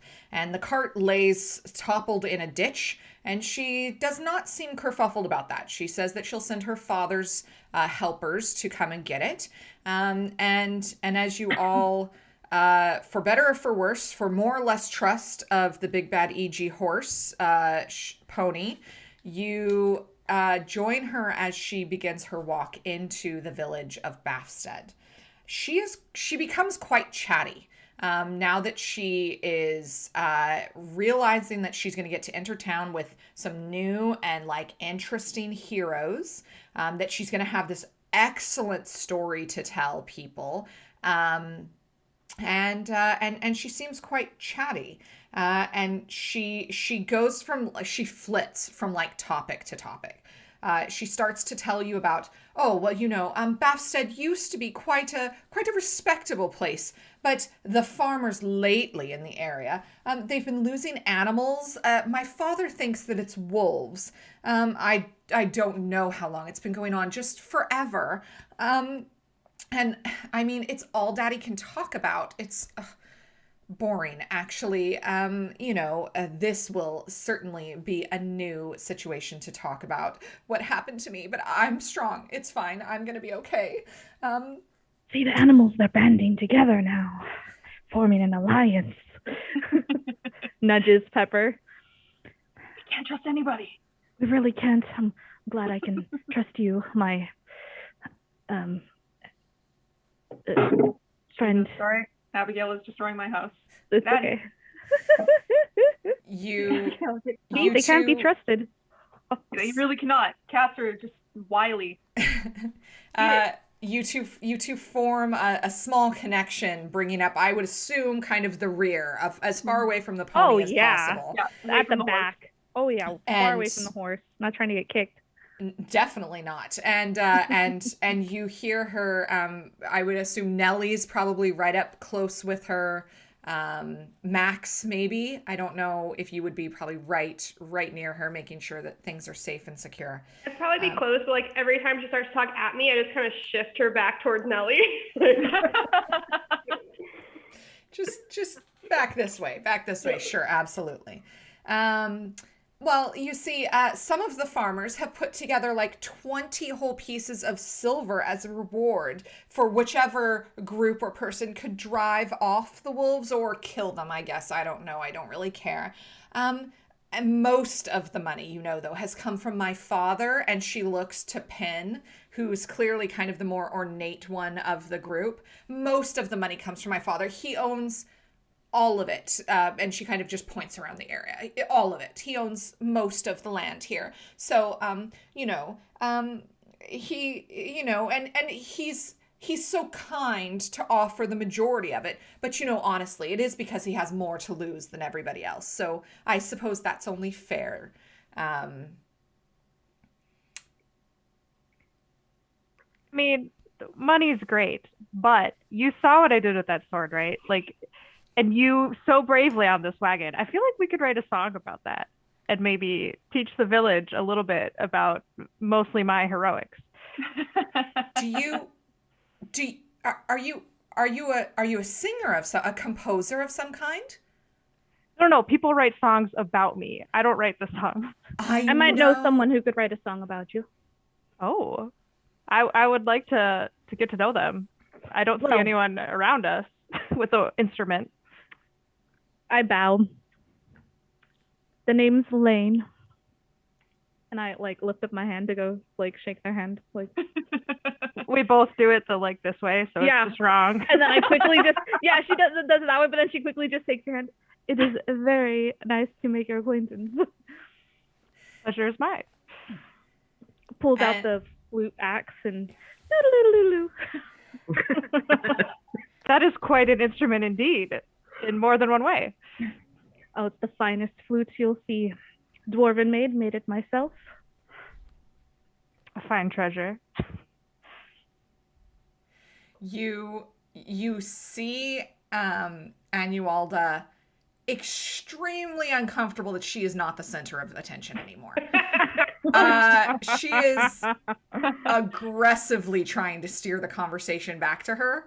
And she's like, oh, well, so you could probably do backup for Doric. And she just kind of like very like CW early 2000s TV show. You know what I'm saying? Unfortunately. Never heard of him, Doric. You've never heard of Doric? It's almost like harps are playing in the background as she says it, you know? He's just... Kiana would definitely say, please tell me that's a wolf. Doric? Oh, no, I mean, he is a little bit hairy. That just makes him better. He came to the village, like, I don't know, 3 months ago. He's, Harv and Narina's nephew. He's been working at the inn, kind of as a minstrel. He has been everywhere. He's, like, even been to Gondor. He has just been all over the world doing the most amazing things. It's so nice. Oh my God, Gondor? No way. Oh, right?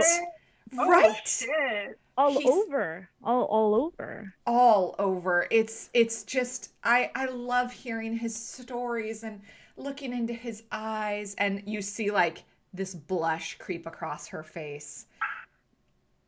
I don't really care much for Doric, but someone who's been all over the place sounds pretty cool. Whispers to Nellie. I'm gonna get as close to her and as far away from the horse as possible, so like that good middle distance, and say, what were you doing out riding, by the way? Were you going to meet Doric? Is that what was going on, or are you just like out for like just a ride? Make me a persuade test. Okay. It's gonna be an 11. No, 11. sorry, a 10.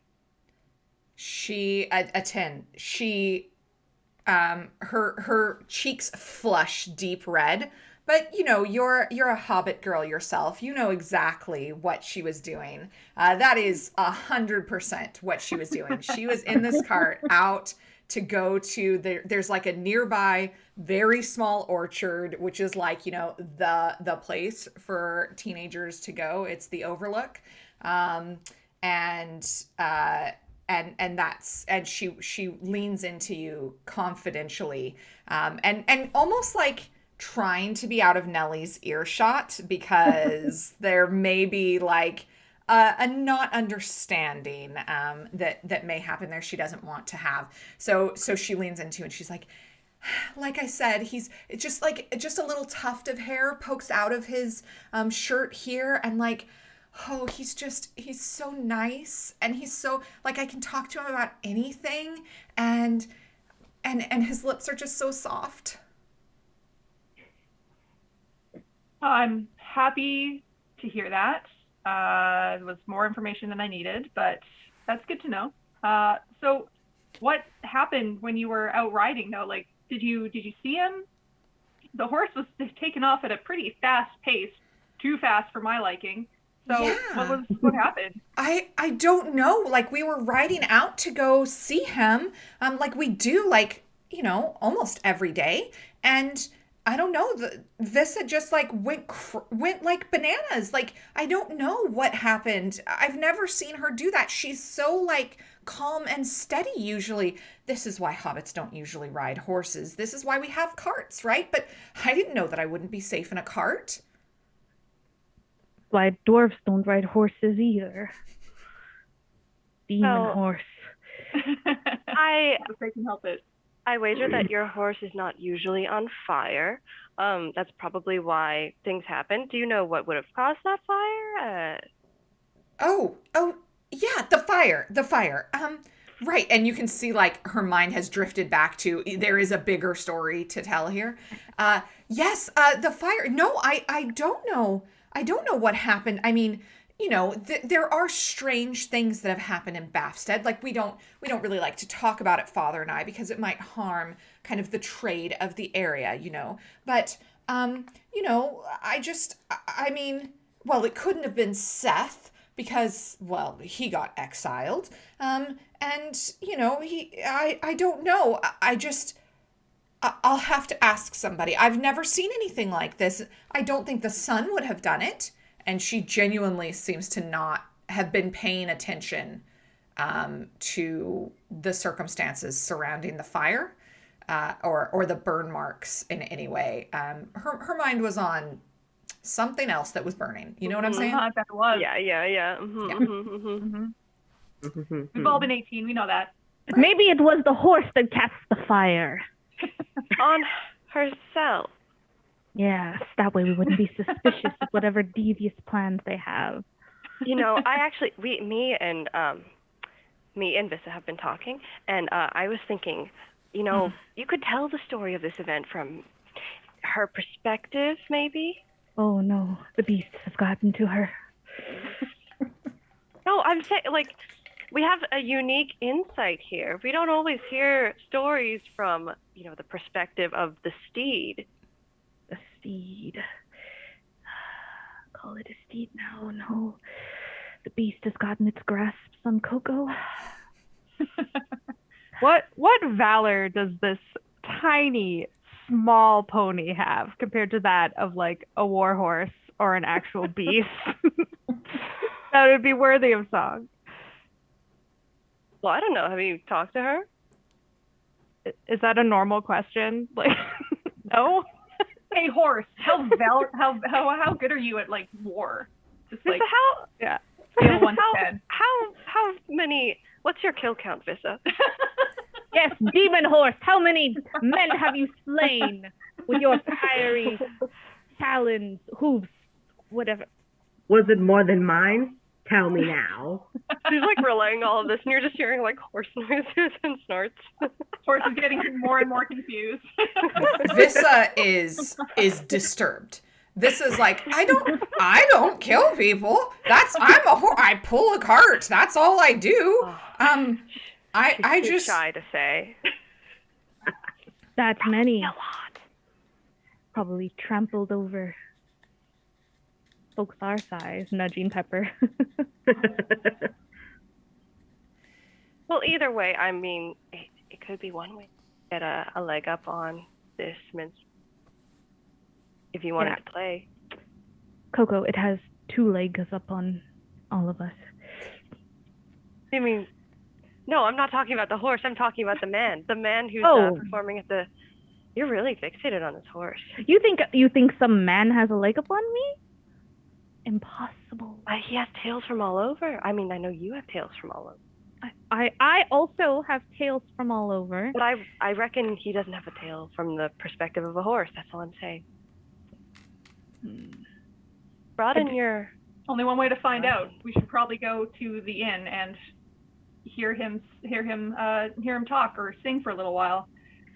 Maybe get a pint. I don't know. I'm not saying we should definitely drink, but we should definitely drink.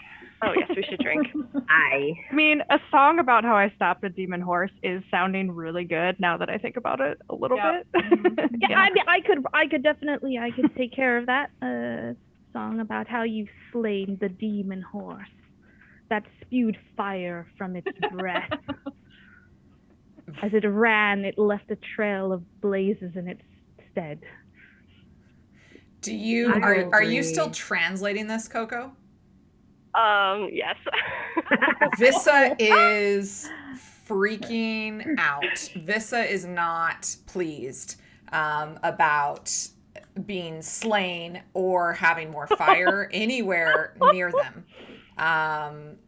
Workshop it. See, the beast is nervous. It can tell that we're onto it. No, I don't think at its I don't movement. think I don't think she likes the part where she died. Well, Yeah, maybe Coco, leave that one out of the final script. I mean, it's them or us, Coco. Are you gonna side with the beast? I don't think I have to pick a side, but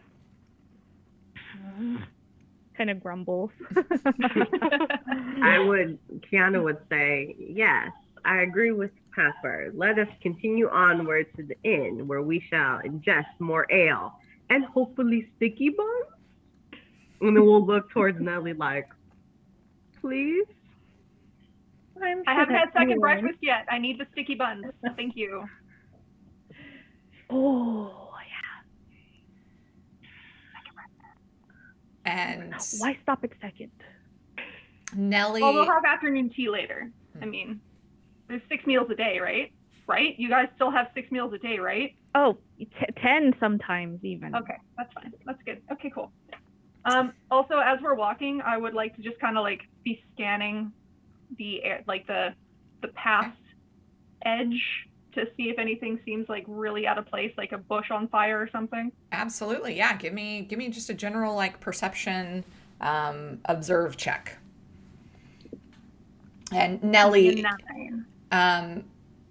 did you say sorry a 9? Yeah. A 9. Yeah, you are watching, and you do see kind of farmers and farmhands. There's as you draw closer, there is small flocks of sheep that have different like shepherds maintaining them through. It's kind of early, it's taking you most of the day. So it is later afternoon, nearly dinner time by the time that you guys start to reach the town of, or the hamlet, the hobbit safehold of Bafstead.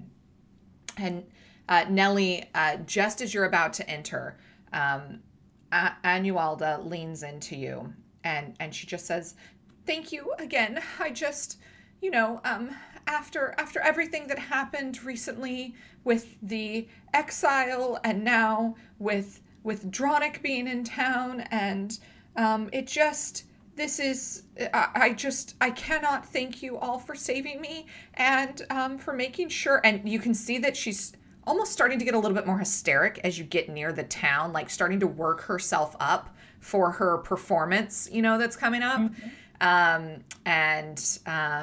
And she says, the Sandybanks, they didn't deserve this, but we all just soldier on and we have to do the things that keep us strong. I admire Ma Sandybanks for that particular reason. And in you all head to the village. So let me switch the map for you here. Ooh, new map. New map. And I'm just going to zoom out. Oh, yes, we love good map. A little bit. Because it is a nice big map. Hey, and you find yourselves all at the top of this map. Just so that you can see. I don't know why my... Hold up.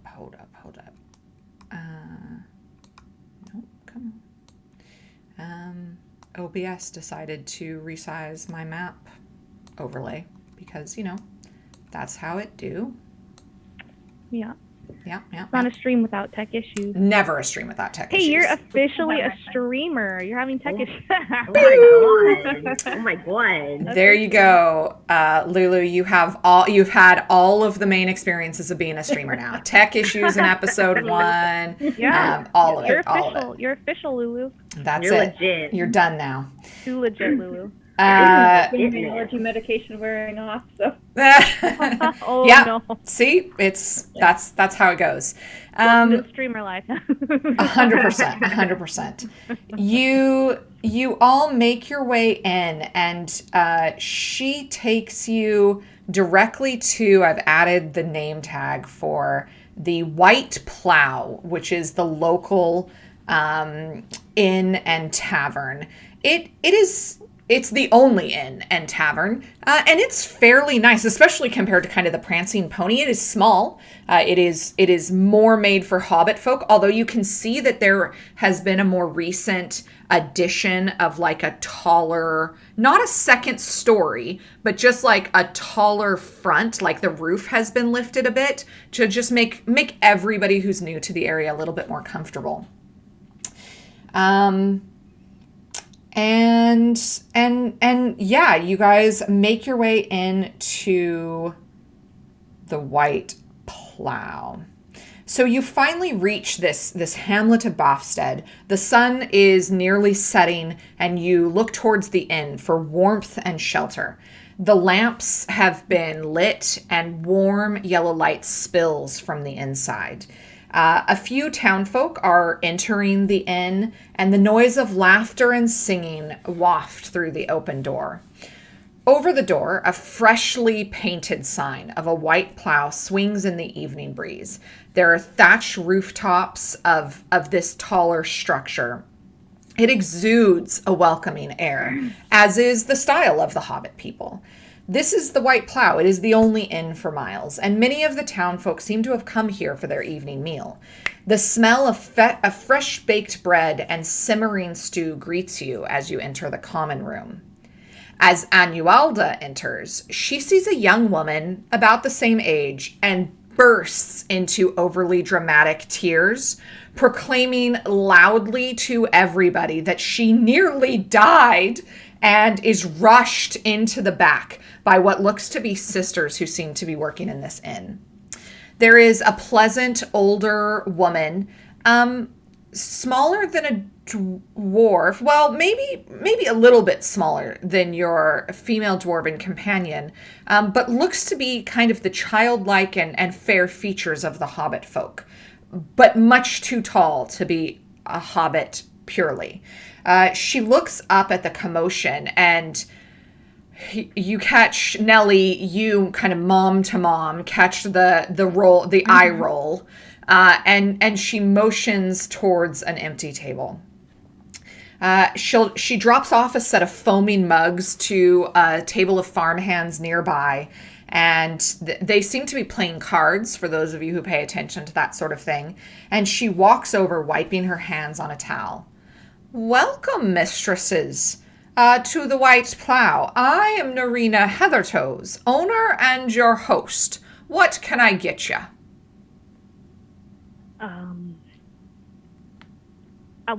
Everyone thirsty? Ale? I'm always thirsty. Oh, always. Yeah. My secret. Oh, me too. I'm always thirsty. Absolutely. She goes and she grabs a whole round of quart-sized steins for everybody and brings you what is a fairly decent Hobbit-sized drink. And even though it's a little bit smaller than some of you are used to, Hobbit ale packs a punch. It is it has a higher proof percentage. You know what I'm saying? It's potent, and flavored wonderfully in this town. She also brings over like a small, like, those restaurants like Spaghetti Factory where you get like a loaf of warm bread and some like a couple different styles of butter. She brings that over, and you can hear some clanging and a man's voice from the kitchen, and she's quite pleasant, this woman. Nellie and Pepper, you two notice that she has distinctly Hobbit features, but some features that also aren't. She appears to be maybe half human, or to have some human lineage for her. She is broad-shouldered, easily 5'4", very respectable lane, very respectable height for a woman. Broad-shouldered, from chopping all the wood for the fires and hauling kegs of beer and ale around the inn. She seems to have a very good humor and is rarely cross. She says, well, what else can I get ya? Well, thank you for the ale. Thank you for the bread. This is delicious. Garlic butter, amazing. I do just need one more thing. I don't know if you can actually help me with it, but I'm hoping you can maybe give me some information. Our young companion was in hysterics and couldn't quite gather herself together, but she was talking about someone's banishment, and I'm just wondering if you maybe know anything more about that. Oh, you're talking about Seth, young Seth Sandybanks. Yeah, that's a sad story, that one. I don't know. He was fairly nice. I never had too much problems with him myself. But well, even the nicest can sometimes have a dark side to them, you know? It's sad. It's sad, that one. Um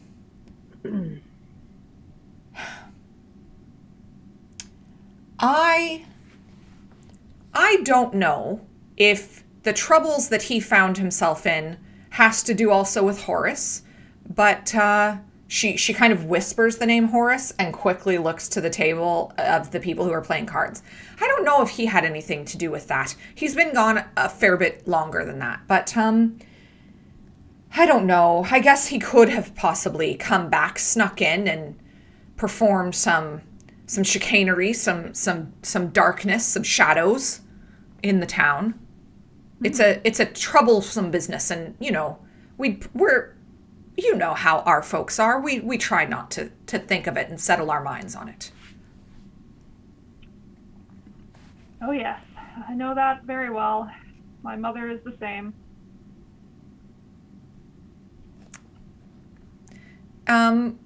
Anything else? Harv, me husband, he's in the back. We have some buckwheat porridge. If you're, feeling like you need a little bit of fiber this evening, we have some stewed pork and blue cheese. We've got tankards of bitter are on sale tonight, and some roasted eel and dried cabbage. Also, if that's something you'd prefer. Food for anybody? Food? Eel and cabbage for me, thank you so much. Absolutely. Yep. Oh, take Eel it cabbage. 2, 3. Yeah, 3? yeah. 6, 7. How many? One, two, How many eels do you have? 7. Is that 7? 7. Lovely, lovely. And will you all be staying the evening? Should I get my sons to prepare some rooms for you? How late was it looking when we got into town? It seems like Evening. It is like early dinner time. You're like at first seating for dinner. okay. Yes, we'll take a room. How many beds? How many beds do we have? Or how many beds do you need? Oh, I don't. She looks at the group. I don't know how many beds do we need. I need you at least comic-sized beds? 2. I'll take a half a bed. Half is if I get half a bed, is it half the price? well, no, but I have some for your people. We are a fair diverse community here, so I've got some that might suit you well. Oh, do you have any long beds? And we have for the big folk also, of course. Okay. We could put 3 together for you too, Coco. I mean Maybe- lengthwise. More maybe so 4. lengthwise. Hey, you can lay across 4 beds. And she kind of counts up really quickly, and she goes, not a problem. We'll I'll go and get me sons to set up the rooms, and they'll be ready for you this evening whenever you're ready to retire. Thank you. And she goes about. She brings you back some food in a few minutes, and the food is fairly good. Nellie, even you can admire some good, strong Hobbit cooking. And there are definitely some spices that come from maybe the dwarven or human compatriots, but the heart of the food is just good, stick to your ribs, Southern comfort, cornbread and collard greens kind of food. Just good, delicious meal. And a variety of delicious alcoholic beverages should you choose. Also sweet tea for the kids, because rot their teeth out.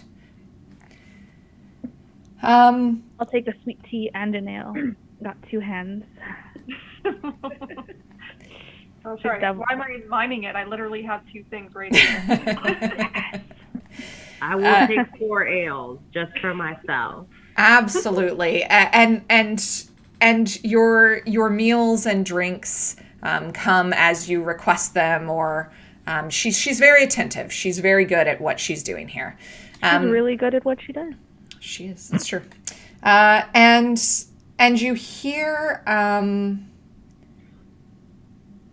you do hear one of the others. She kind of walks away that first time. You do hear one of the folks that's overplaying cards start to grumble and go, huh, Horace, what a, this is just, we shouldn't even be talking about him. And one of the other, the younger man who's there is like, me uncle, oh, it's such a sad story. I don't want to dwell on it tonight. There's eel on the menu. We're not dwelling on it tonight. I'm gonna lean over, and say, I think they have a story. Maybe we should go and collect that story and add it to the saga of the horse. Maybe it'll be good. Oh yes, I'm pretty sure I could persuade them to spill that story. And if not, I got you. One way or another. Well, I guess we'll try to catch him with honey first, yeah. Okay. Do we have sticky buns here? Nellie always has sticky buns or something baked. Picks up some baked goods. We'll be back. Absolutely. And or should we invite them over? Why don't we ask if we can play with them? Maybe we can sneak our way in that way. Yes. I'm pretty good at cards. I don't know what kind of cards you're playing, but I'm sure I can pick it up pretty quick. There's not much else to do on a fishing boat when you're waiting for fish to land in your net. I'm pretty good with games too myself. Lovely. I'll just stay at the table and look scary. Let's go. All right. Make me a Kiana. Let's figure out specifically menacingly an intimidate check, please. For me? For you and Momo. Kiana's like, for me. Yeah. Intimidation. Momo and Nikki, if you guys have 5d6, grab them out. You're gonna need them because we have a mechanic for card games, folks. Oh, wait. Let me get some. I definitely got that. Hold on. I have I feel a like I 6. should have nicer ones, but that's okay. A 6 for intimidate. Okay. Yeah. Lovely. Yes. So as Pepper and Lane make their way over, and Nellie with some sticky buns, just for that extra literal and metaphorical honey to put on this situation. Max and Pin, how are you guys set up in this situation? Kind of the same as Prancing Pony, like back against the wall, eyes on the exit, keeping a track of like all the party members. Just very observant. All right, give me. Nothing goes down. I love it. Give me an observe check. Pin. I want to watch the card game, but like super judgmentally, like everyone's making the wrong move at every turn. Oh my god. Absolutely. I'm gonna use the big chunk. Thank Like you, Lydia. I'd join, but I would take all your money, and I don't need it. So. Oh, I'm excited. Ark, I don't know that there's a mechanic here for like disdain, but I feel like we need it. It's not quite intimidate. It is a different thing. Yeah. Disgust. Just give me a bearing What about check. Just bearing. I was gonna throw out inspire, but like in the wrong way. Despire. Inspire. Uninspire. Yeah. Uninspire. Yeah. Yeah. Oh my god, I love that. That's 10. A 10. Lovely. Fantastic. And you do look haughty as fuck. Like, you I love are it. not putting up with the bullshit that's going on here. Bards and Brews, thank you for the raid. Thank you for joining us tonight. Yes. All right, so you, the two of you, the dwarven lass and the younger hobbit, make your way over to and Grandma Hobbit, with the sticky buns in tow, make your way over to this group.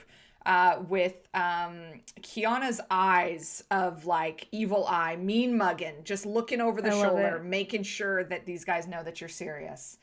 And and you make your way over. There's an elderly, gentle hobbit there. There is a um a pale white human, like Irish suntan pale. You know what I'm saying? Like translucent, nearly pale. A refugee from Dunland, for those of you who would know where that's at. And then there is a younger fellow who is a little bit distraught. He's the one who said, "Oh, my uncle," and he seems to be the nephew of this gentleman who people are talking about. And he's quite young, but he seems to be somewhat protective over the elderly gentle hobbit. And as you walk over, there are a couple of chairs if you'd like to sit. And you can see that Tom Sandheaver, the nephew, is just about to start putting out a new deck of cards to start dealing out a new deck. Pull up a chair, and I just sit down, and I'm like, "You mind dealing us in?" Hail and well met, fellows. We're here to play cards. Excellent. The elder gentle hobbit is like, fantastic new And blood. we've got baked goods. Nellie hands out a sticky bun to everybody. The pale human looks at you a little bit suspicious, like looks suspiciously at the bun, and then looks up at you, realizing that you're a hobbit, and like quickly grabs it and scarfs it down. Just like baklava, just like layer of honey, like smeared across his pale face. The only bit of color, like somebody didn't blend their contour, you know, like it's just layered across there. And got a little. yeah, he's like, and he just smears it, and now it's like smeared even worse, and like all over his shirt too. And it's not coming out of the linen. You notice that his hands are calloused and burnt around the edges. That there is colors of different kinds that kind of dot the rim of his long sleeves. They almost kind of look like confetti dots that just are sprinkled, like somebody splattered different colored paints, mostly whites and clears, but there is like some blue and some red, a little bit of yellow. You all right there, friend? Yes. Kind of looks like you got a pretty nasty burn on your hands. You, crafter of sorts? Yes. Olmec. Candles. Oh, candles. Are they telling the truth? Make an insight check. You got it, boss. Let's go. Oh, 79. That's an 11. He is 100% telling the truth. Now that you're looking closer, you can see that clearly these are like wax drippings. And he kind of looks at his like hand. He goes, "Doesn't hurt. No more hurting. All good." Oh, do you make scented ones? You should make scented ones if you don't. Cinnamon, mint, dill pickle. Dill pickle. I like pickles. Best scent.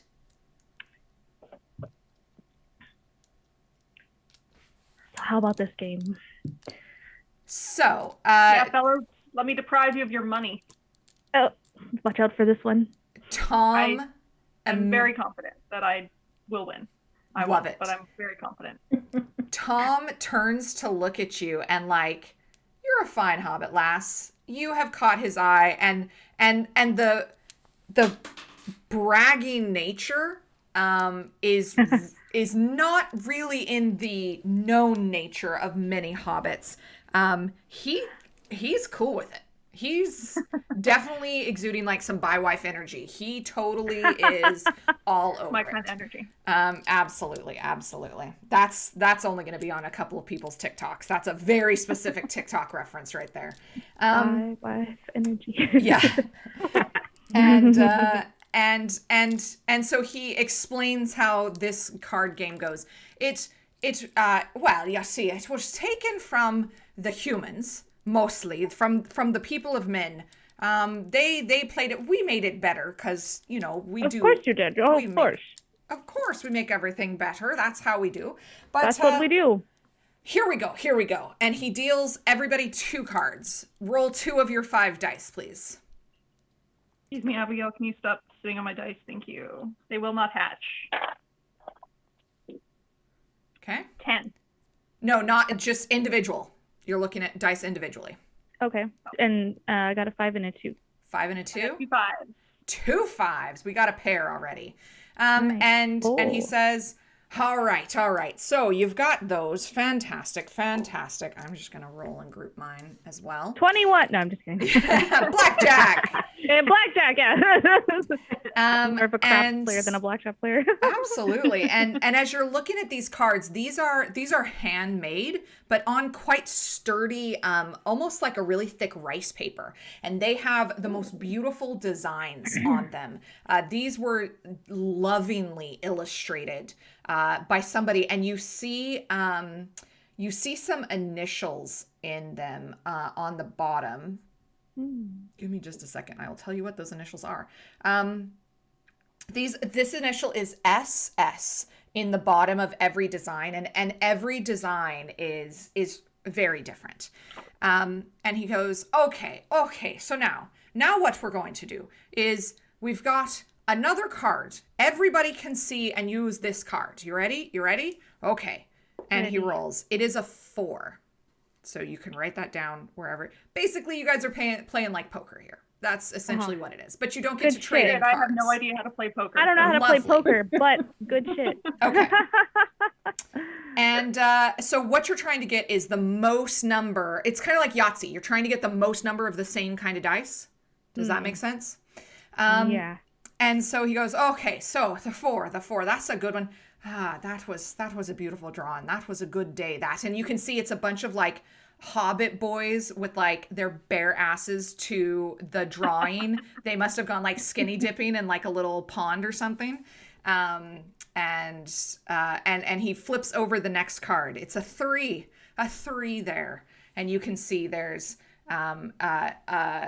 2 beautiful women, one a little bit older and one a little bit kind of the age of Tom almost, a little bit younger, and then a third person near them who they're clearly a family. It's a mom and a daughter and a son. Mm-hmm. And then the final card, and he flips over another 4, and he says, well, a pair on the table. That's a good one. So does anyone want to bet who's got the best hand? I bet that I what we don't have to have the do best is- hand. Sorry, just to clarify, because I'm really I'm Pepper's good at cards, but I'm not good at cards. Yeah. What I roll, I like add that to what's on the table, right? So you're looking for the most. So if there's 2 4s already, if you have a 4, then you have 3 4s. Gotcha. Okay. Right? Does that make sense? And so it's who has the most of any particular number.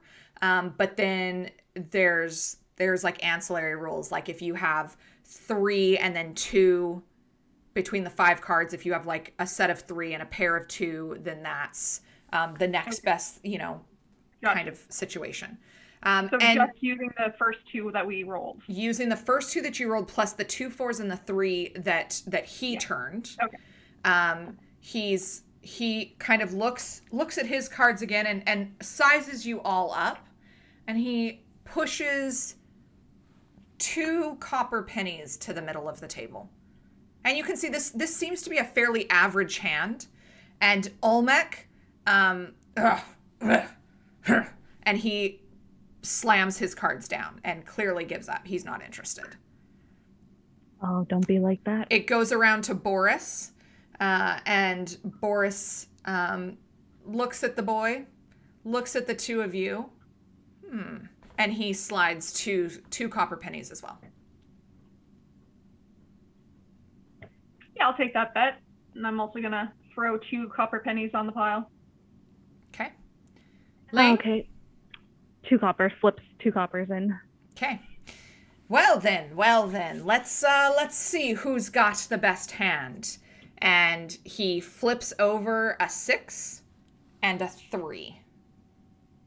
And Boris very gladly claps him on his back and goes, "Ha ha, boy, I've beaten you again," and flips over a 6 and a 5. So even though they didn't have... Oh, you know what? Actually, it's the other way around. I'm sorry. Boris flips over the 6 and the 3 because then he has 2 pairs. He has a pair of 2 and a pair of 4 and a pair of 3. I can math. And and Tom is a little bit crestfallen, especially having lost in front of Pepper, but he goes, "All right, let's see what you both have." I'm gonna flip mine over, revealing my 2 5s, so that's 2 pair for me. And 5s beat the 3s, so you're winning already. Fantastic. Oh, I love a girl that knows how to play the cards. All right, and you? Well, hold your horses, and I reveal a 5, a 2, and I have 0 matches. Take a look at that. I feel like dwarves should have a different expression than hold your horses. Yeah. Coco turns around from where she's like got this big like tall glass and is pouring the tea and the thing, and she's like, "Horses?" Yeah, no, hold your horses to keep them away from me. Keep the horses away from me. Yeah, hold them, please. Do not. So it's a command. Yes, hold them back. I have an aversion to animals. I love it. Look at that spread. Bet you never seen a spread that's beautiful like that. Well, that is impressive, Lady Dwarf. That's for sure. And he seems to be overly generous, if for no other reason than like he's not taken his eyes off of Pepper, and slides the coins towards Pepper. Well, that was quite a bit of fun. Thank you. You did what you promised. You took my coin. Oh yeah, this one keeps promises, it seems. It's a good quality to have. Especially of a hobbit, I would expect no less. That's how we do things. Absolutely. Hobbits are great. They make the best food. We're so great. And the food is always good. Thank you. And he turns to Nellie and kind of bows his head respectfully. These are fair bit the best sticky buns I've had in a very good while. And that's saying something because we have a very good miller in town. And these are by far some of the finest. My compliments to you, ma'am.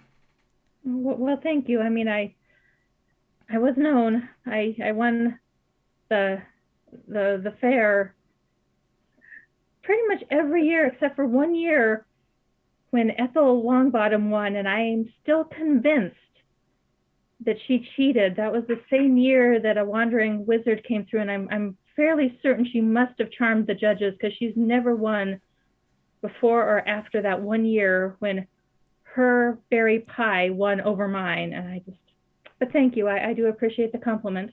The Longbottoms. I don't know any. Do you, Boris, do you know any Longbottoms? And Boris sits back like, "Oh, I have a pipe. I have a prop for this." Yeah. Look at this badass pipe. Look, where's my camera? Ooh. Hell yeah. Hell yeah. Oh my god, that's awesome.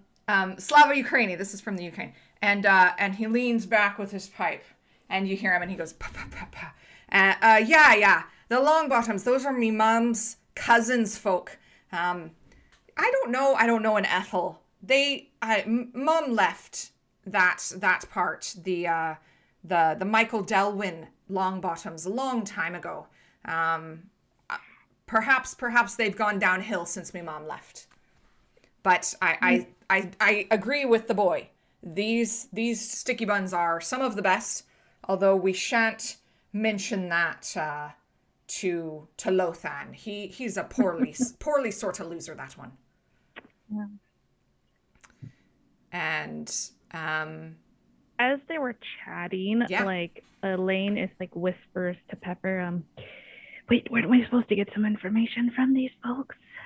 Yeah, maybe you can start singing a song or telling a story or something, or maybe ask them if they have any. I'm not really too sure. Should we just ask? Like, should we just be blunt about it? What if we want to ask them again? I got a little too focused on the game. We're wondering who Horace is. Oh yeah, He was involved in this somehow, but we're not sure how. Like, I know that guy's his nephew, but like, what happened to him? yeah. Yeah. How do we? Okay. Oh, gentlemen, it's been so much fun playing with you, and making new friends. To friends, and everybody like raises their She stein. clanks both of her glasses with them.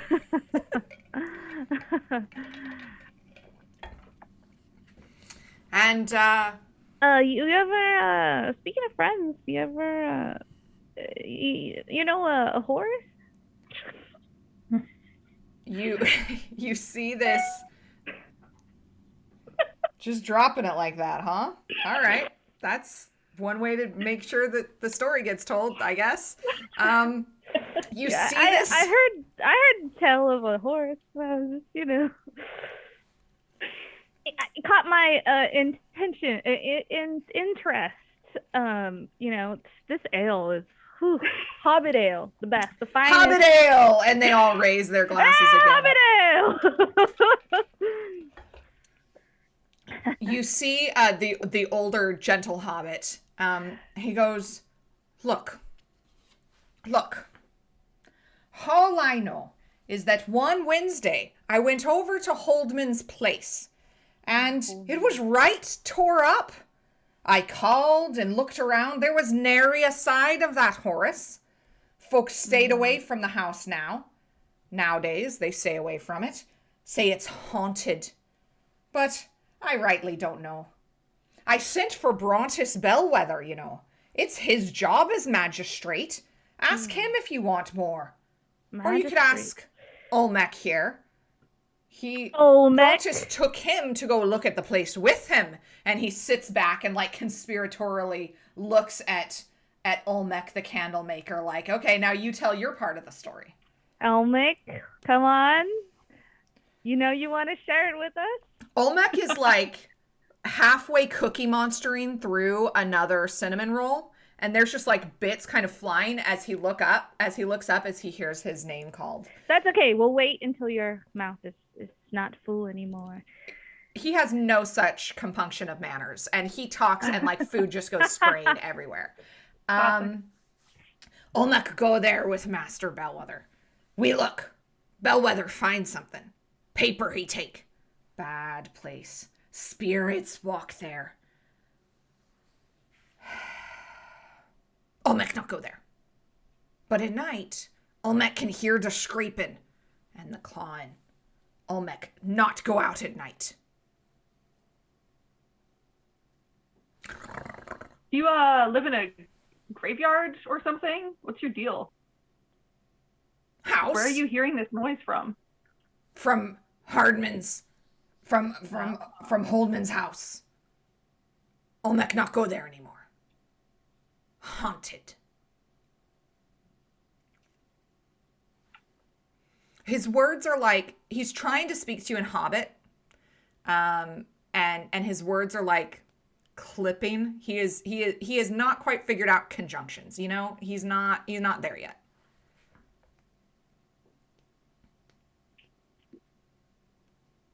We're expecting too much out of someone who makes dill pickle candles, I think.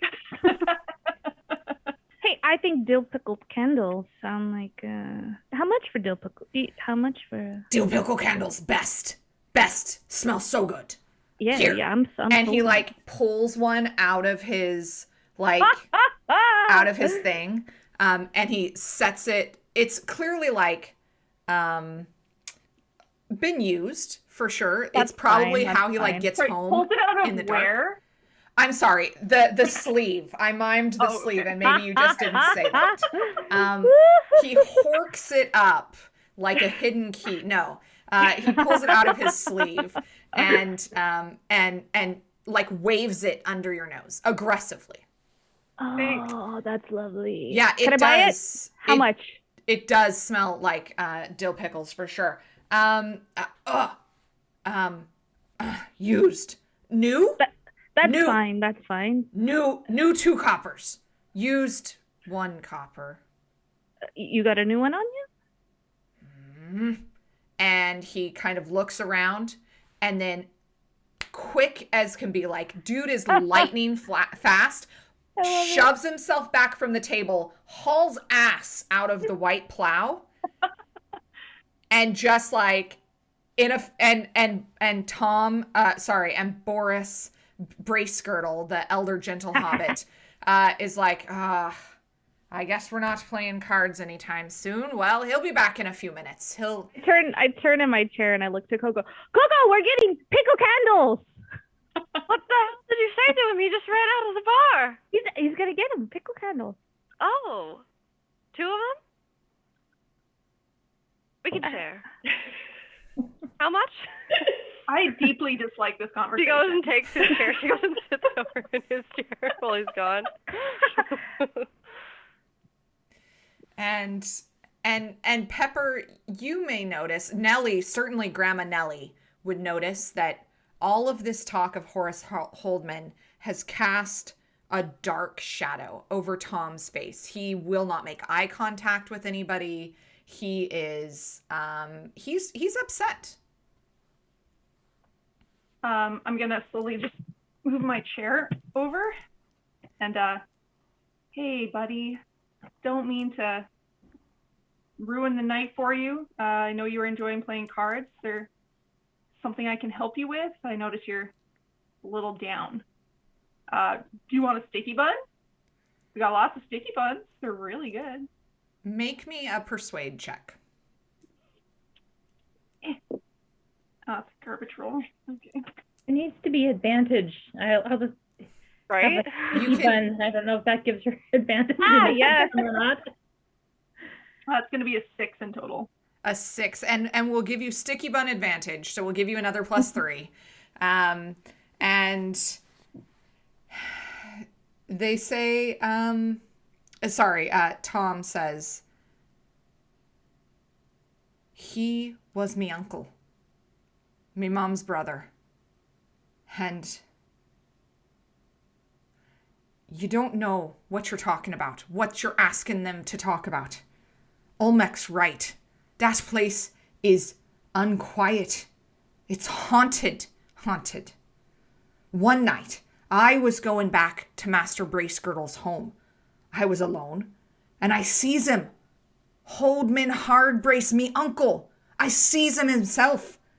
He was moving around his own doorway, as if he couldn't leave it.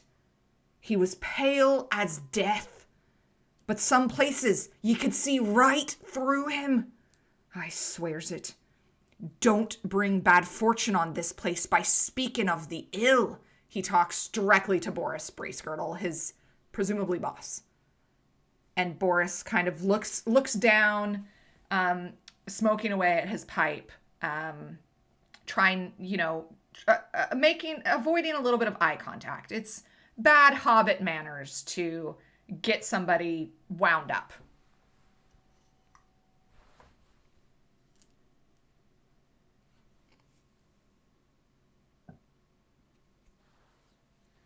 You definitely look like you could use a sticky bun. Nellie, give him a sticky. Oh, of course. And she opens up her bag and pulls out pretty much a platter of sticky buns and sets them on the table.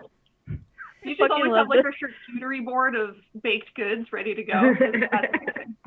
Yeah, I kind of imagine that her grandma's purse is kind of like a bag of holding, and it's got all sorts of Absolutely. supplies in there. Absolutely. Absolutely. I'm making that canon. For bags of holding are not canon in Lord of the Rings, but they are now. They are for us. now. It could be a bag of pastries where you just reach in and grab it around, like a random pastry. I would pay so much money for that. Absolutely. And not even like ones with like grandma purse lint on them. Like these are pristine. That is the level of loving enchantment that this bag has, for sure. I love that. I gave my players a bag of sticky buns. It is a canon item, actually. It is a magical item. Yeah. Perfect. I share with you my love it. And he starts to pick at one of them, but you can just see he is disturbed, and finally he kind of pushes back from the table and he says, "Boris, it's time to go home. I think we should settle in for the night. We definitely don't want to be out too late now that this is being stirred up in town," and kind of helps the older gentleman get out of his chair, and they politely thank you for playing cards with them, but he is quite determined to get Boris out of there and to get them home. Thank you for the wonderful evening, gentlemen. I hope your night is good. Yeah, I mean, I was gonna perform, and you're gonna miss it. It's if you like music and dwarven music, it's pretty good. Very rare to hear. Hard. It goes very hard. Very sorry if we've upset you, gentlemen. We appreciate the game of cards. I appreciate the money you gave me. Thanks. You can see Tom at this moment kind of regains a little bit of his hobbit composure, and he's like, "Look, I didn't mean to be rude. Thank you not at all. for the cards. It was a fun time, and I'm sure your music is right magnificent, but Olmec isn't wrong. There's strange things happening, and best to just not stir up trouble where we don't need to. You understand?" Oh, absolutely. Trouble is not what I like to stir up. Make a deception check, you Yeah, lying liar. You're like, new? I don't even know that deception is part of the rule set, but just How is that? and not even lame. Persuasion? Just Momo make a deception check. That's what I'm looking for here. Girl, my charisma's a 20. Let's go. Would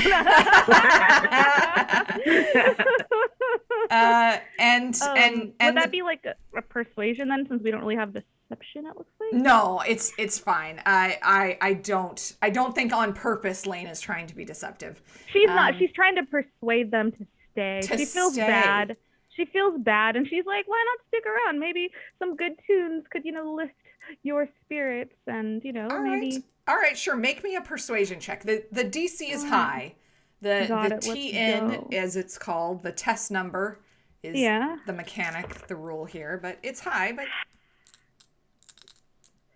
double twos, and I got a +4, so that's a 6. 8. That's an 8. An 8. Yeah, I'll always do math for you. That's why I invited her to do my math. She'll catch me. You always gotta have a wizard. I'll do math. He does take a second and then kind of shakes his head. No, 'tis best we retire. If you're staying around the area, I look forward to hearing it at a future time. Next time then. Absolutely. And you win your money back maybe. Not against the likes of her. She's quite talented, I think. Pretty powerful. Glad to have her as an ally against the war of the demon horse. The what? I'm not. I'll get that story from you next time. I suspect. Oh, they will sing tales of the battle of demon horse. And and and they exit, and as just before they do, the older gentleman leans over to Nellie and just says, "Thank you, ma'am, for your delicious sticky buns. They were quite hearty to my soul, and I appreciate it." And he just well, you're very welcome. You're very welcome. and they trundle off into the night. And as they do, a new person enters. The door opens just before they get to it, and in steps a very slight man. He is middle-aged hobbit, walks with a bit of a stoop. And he wanders over to Noreen Heathertoes and engages her in some conversation. Maximilian, you see this right away. Max, you are watching for any kind of shenanigans. And I would say, Penn, you also kind of, you recognize the look of a man who is middle management and works for somebody. Like, you are familiar with this level of servant, and you right away clock this dude. A few minutes goes by, and he walks over to your group. "I am Valtern, Esquire to Brontis Bellwether." And he says it as though you should all know who that is.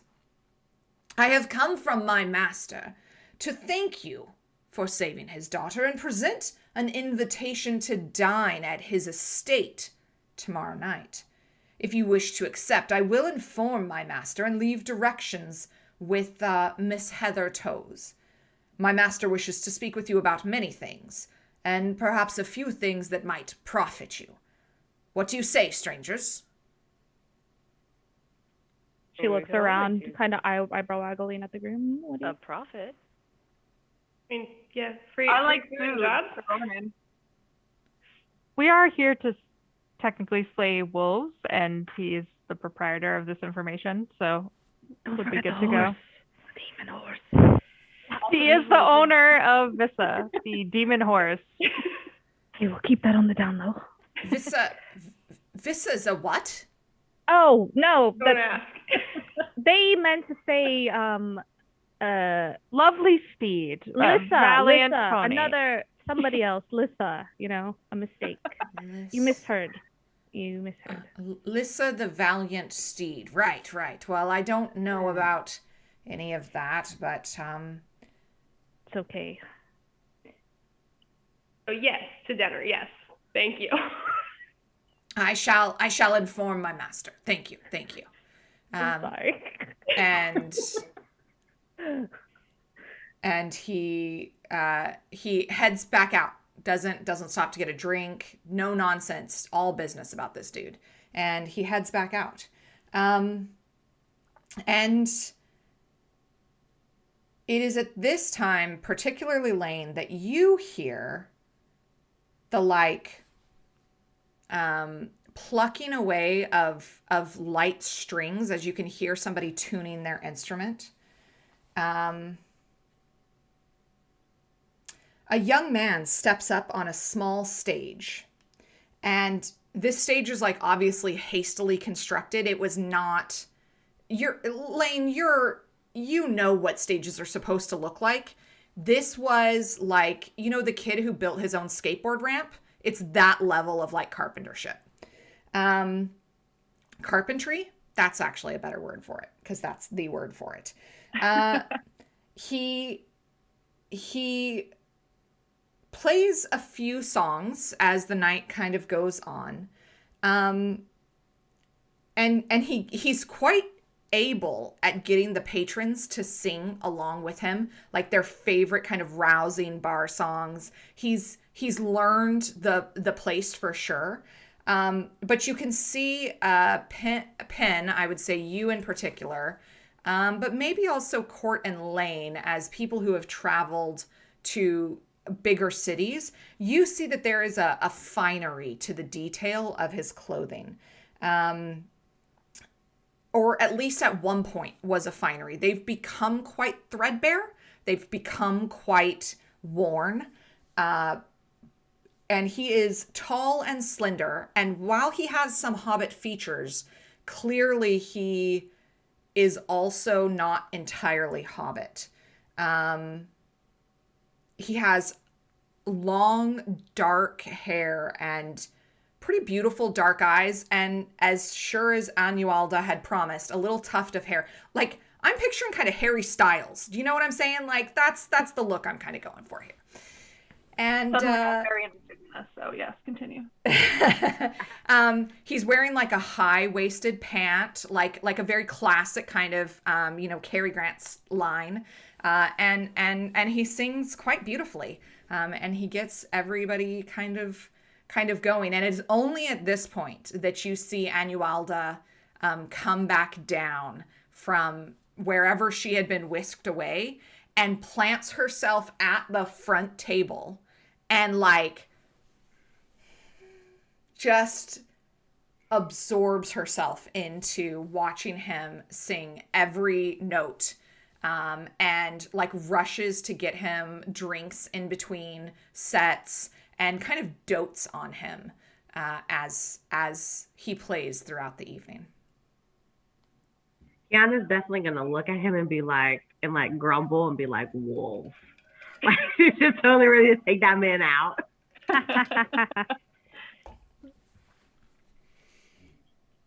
Anybody else? Is he like actually famous enough in Gondor that I would have heard of him at all? Ooh, make a, I don't know, is that like a history check? What is a lore? I have lore, maybe lore. like history Gondor. Oh, yeah, definitely. Make me a check. 9. A 9. I mean, Gondor has a lot of people in it. And he seems to be able to work the crowd okay, but definitely this is not anybody who would have played at any of the places you would have frequented. He is, he's still kind of open mic stage of his career. Do you know what I'm saying? Like, he's not invited to play anywhere yet.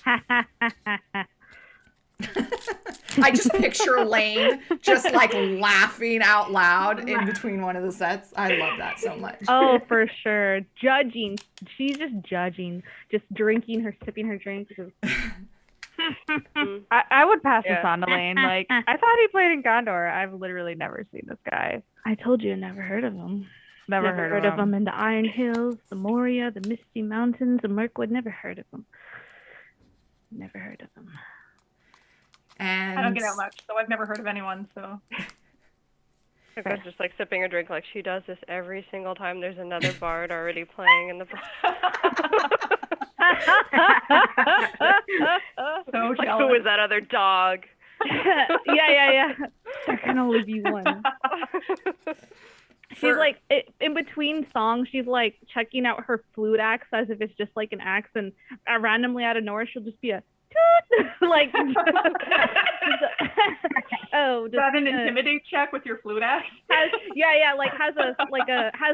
actually the handkerchief that Coco gave her, and she's just like as if she's like, I'm just polishing my axe, like polishing my axe. Toot.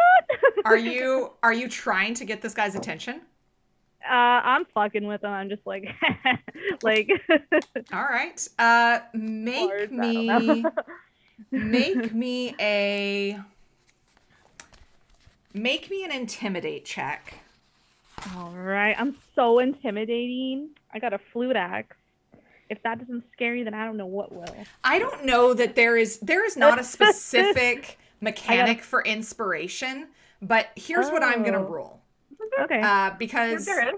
There's Inspire. You're the DM. There is Inspire. there is inspire, but that's not the same thing as like inspiration in the way that like Oh, I D&D see what uses you're saying. inspiration. I see. Okay. Courage, maybe? There is courage, but that is, that's Courage. slightly different when we think about like the terms of the cinematics of Lord of the Rings and how Yeah. people like find themselves. So maybe Momo, that is what Lane is doing, is he's finding some kind of like inner courage to like fuck with this dude. But I'm going to make a ruling and add a new rule set to this game. And Fuck we yeah, are let's going go, to build Queen. an inspiration mechanic. So basically, if you do something that that multiple of us can agree is awesome, or somebody would like to help you, I will let you roll 3 dice and you take the 2 highest. Oh, hell yeah. Does that work for everybody? We'll play it like that. Yep. Okay. Hell yeah. And then that way you guys can help each other do things and grant kind of a little bit of that. All right, that's how we're doing it. That's how we're doing it. So give me this 3, and you're rolling for Intimidate. And I get to roll a 3rd dice? And roll a 3rd dice. Take the 2 highest that you roll plus whatever your Intimidate points are. Well, boss, that's a total of 5. Oh. You know, R.I.P. You didn't I'm a freaking realize chihuahua. this at first, but you go to blow on your flute axe, and annoyingly, you didn't totally consume one of the cinnamon rolls, and like the sticky bun got lodged into like the end of the hole. So as you go to play this note, like a fluff of sticky bun shoots up and across the bar, and it like lands on kind of this older gentleman who's across the common room. And I look the other way. and you are aggressively avoiding any kind of responsibility for this action. Yeah. Oh, absolutely. I love that. And so that is where we will close this portion of our story. Because I cannot imagine anything more perfect as a way to do that. You guys, this has been so much fun. To our wonderful audience, thank you for being with us tonight. I'm going to go around and have my cast introduce themselves. We'll go alphabetical order as we did to start the game. So I'll just give you a second to collect anything that you need to talk about. And I will say thank you to our audience for being with us on this first night. We have 5 episodes left to tell these wonderful stories and of Bathstead and the Shire and beyond, as we are the Rangers of the North. So with that being said, Ark. Hi, thank everyone for watching. I'm Ark. You can find me at Arcanian Ending on Twitter, Twitch, and Instagram, a variety streamer and D&D enthusiast. And I played Penn, who is a noble human from Gondor. So thank you, everyone. I love it. And Court. Hi, I'm Court. You can find me on Twitter at Court Games, and on Twitch I play Charlotte on A Minstrel's Tale. Tonight I was Koveth, aka Coco, gray elf magician, who talks to animals. Yeah. JJ. Hello, everyone. I am JJ. You can find me on Twitter at JJ_Cray. And I'm just here vibing, I'm just vibing. And I play Kiana, a wonderful human barbarian from the hills with my nice, wolf coat. Feel me? 8. But yeah, no, so this was fun. Please follow everyone here. I love it. Lulu. Oh, hi, I'm Lulu. Lulu in WA on Twitter. And I play Nellie, who is a master baker, also a master gardener, that hasn't quite come up yet. And she is a very grandmotherly hobbit who actually even has her rolling pin with her. Yes. Hopefully we'll come up at some point. I love it. Bonk. We love that. Lydia. Hi, I'm Lydia. You can find me at lydiasnerdverse.com or at lydiasnerdverse on all social media. And I was playing Maximilian, the human warrior. Nikki. Hey, everybody. Nikki here. I've played Pepper, the Hobbit Mariner. You can find me on Instagram and Twitter under I'm Poppy Fields. And you can catch me on the Vancouver by Night channel this Sunday, where we will be wrapping up our first season of Sandalin by Night, where I play a tiefling bard. And he's a hot mess. So come and check out how much of a hot mess he is. Purple. On Sunday. Purple body paint. Yeah. Purple horns, body paint. The whole thing. Yes. The whole thing. Well, it takes like an hour and a half. Please come and see it. For a 2-hour stream, like as much time in makeup as in playing. And I regret nothing. Yeah. Solidarity from a big blue bitch over here. and speaking of our blue bitch, go ahead, Momo. I am Momo. You can find me at A Minstrel's Tale on Twitter and Minstrel's Tale here on Twitch. I am the DM and crazy creative person behind A Minstrel's Tale, where we share tales with you from this realm and beyond. You can also find me here on Friday nights, Saturdays, Rime of the Frost Maiden, on my channel, tomorrow morning on TTRPG for Masks at 11 a.m. if you're wanting for some superhero stuff, and Mondays for Christmas Strahd on Pocket XP. We're having a blast. And yeah, thank you all for joining us. This was a lot of fun. This has been so much fun and a dream come true to have this amazing table of women to tell these stories with, being somewhat overlooked in the known Lord of the Rings universe. So it's good to hear these stories. My name is Sarah. I have been the narrator this evening, and you can find me here on Friday nights for the next 5 Fridays. You can find me on Thursday nights on my own channel hosting Community Cleric, which is an interview show that interviews and highlights a different woman in gaming every week. So I have Glyza, Classical Glyza, for those of you who know her, and Amber, Space Jamber coming up, and Kat Lore Mistress 93, and Scald of Shenanigans, like so many wonderful people coming up. And then, as Nikki said, you can find me on Sundays as the DM for Phandalin by Night on Vancouver by Night. So it's a D&D stream on a Vampire the Masquerade channel. And we're just ending up our first season. We have 2 episodes left. So I think that's, and this, and there's some other things that I have coming up. So follow me on Twitter and follow all of that. Thank you to all of you. A huge thank you to Derek and DM for letting us tell this story here, for giving us this space and this time to do this. And also thank you to my mod who travels with me from channel to channel, making sure that everything goes great. Singlis, thank you so much. And with that being said, I think we're doing a raid, but Derek left. Yeah. So how do I raid? Oh, if you're a mod, you could I'm raid. a mod. Do you? Okay, so who's on? Somebody find me who's on. Oh, let's see who we got. And she's gonna find me who's on. And let me say, this is Decipher's Lord of the Rings. I know you can buy it on Amazon because I think Lulu had just purchased it. Yeah, I did. So if you're down with the Bezos, you can get yourself your own copy, or at a friendly local game store, you can get it ordered in. It's misogynistic as fuck, but you can cross out all those rules and make it good. So yeah. Can we show some love to a good friend of mine? They're doing just chatting, but they're an amazing individual who also does TTRPG. Love it. Let's go show some love to Burrito, and I will spell it for me. Yeah, I'm gonna pop it in the chat for you in the Discord. Hey, they're amazing, and Discord, they could definitely use some big love, I think. All right, so stick around for this raid, and remember to click their name.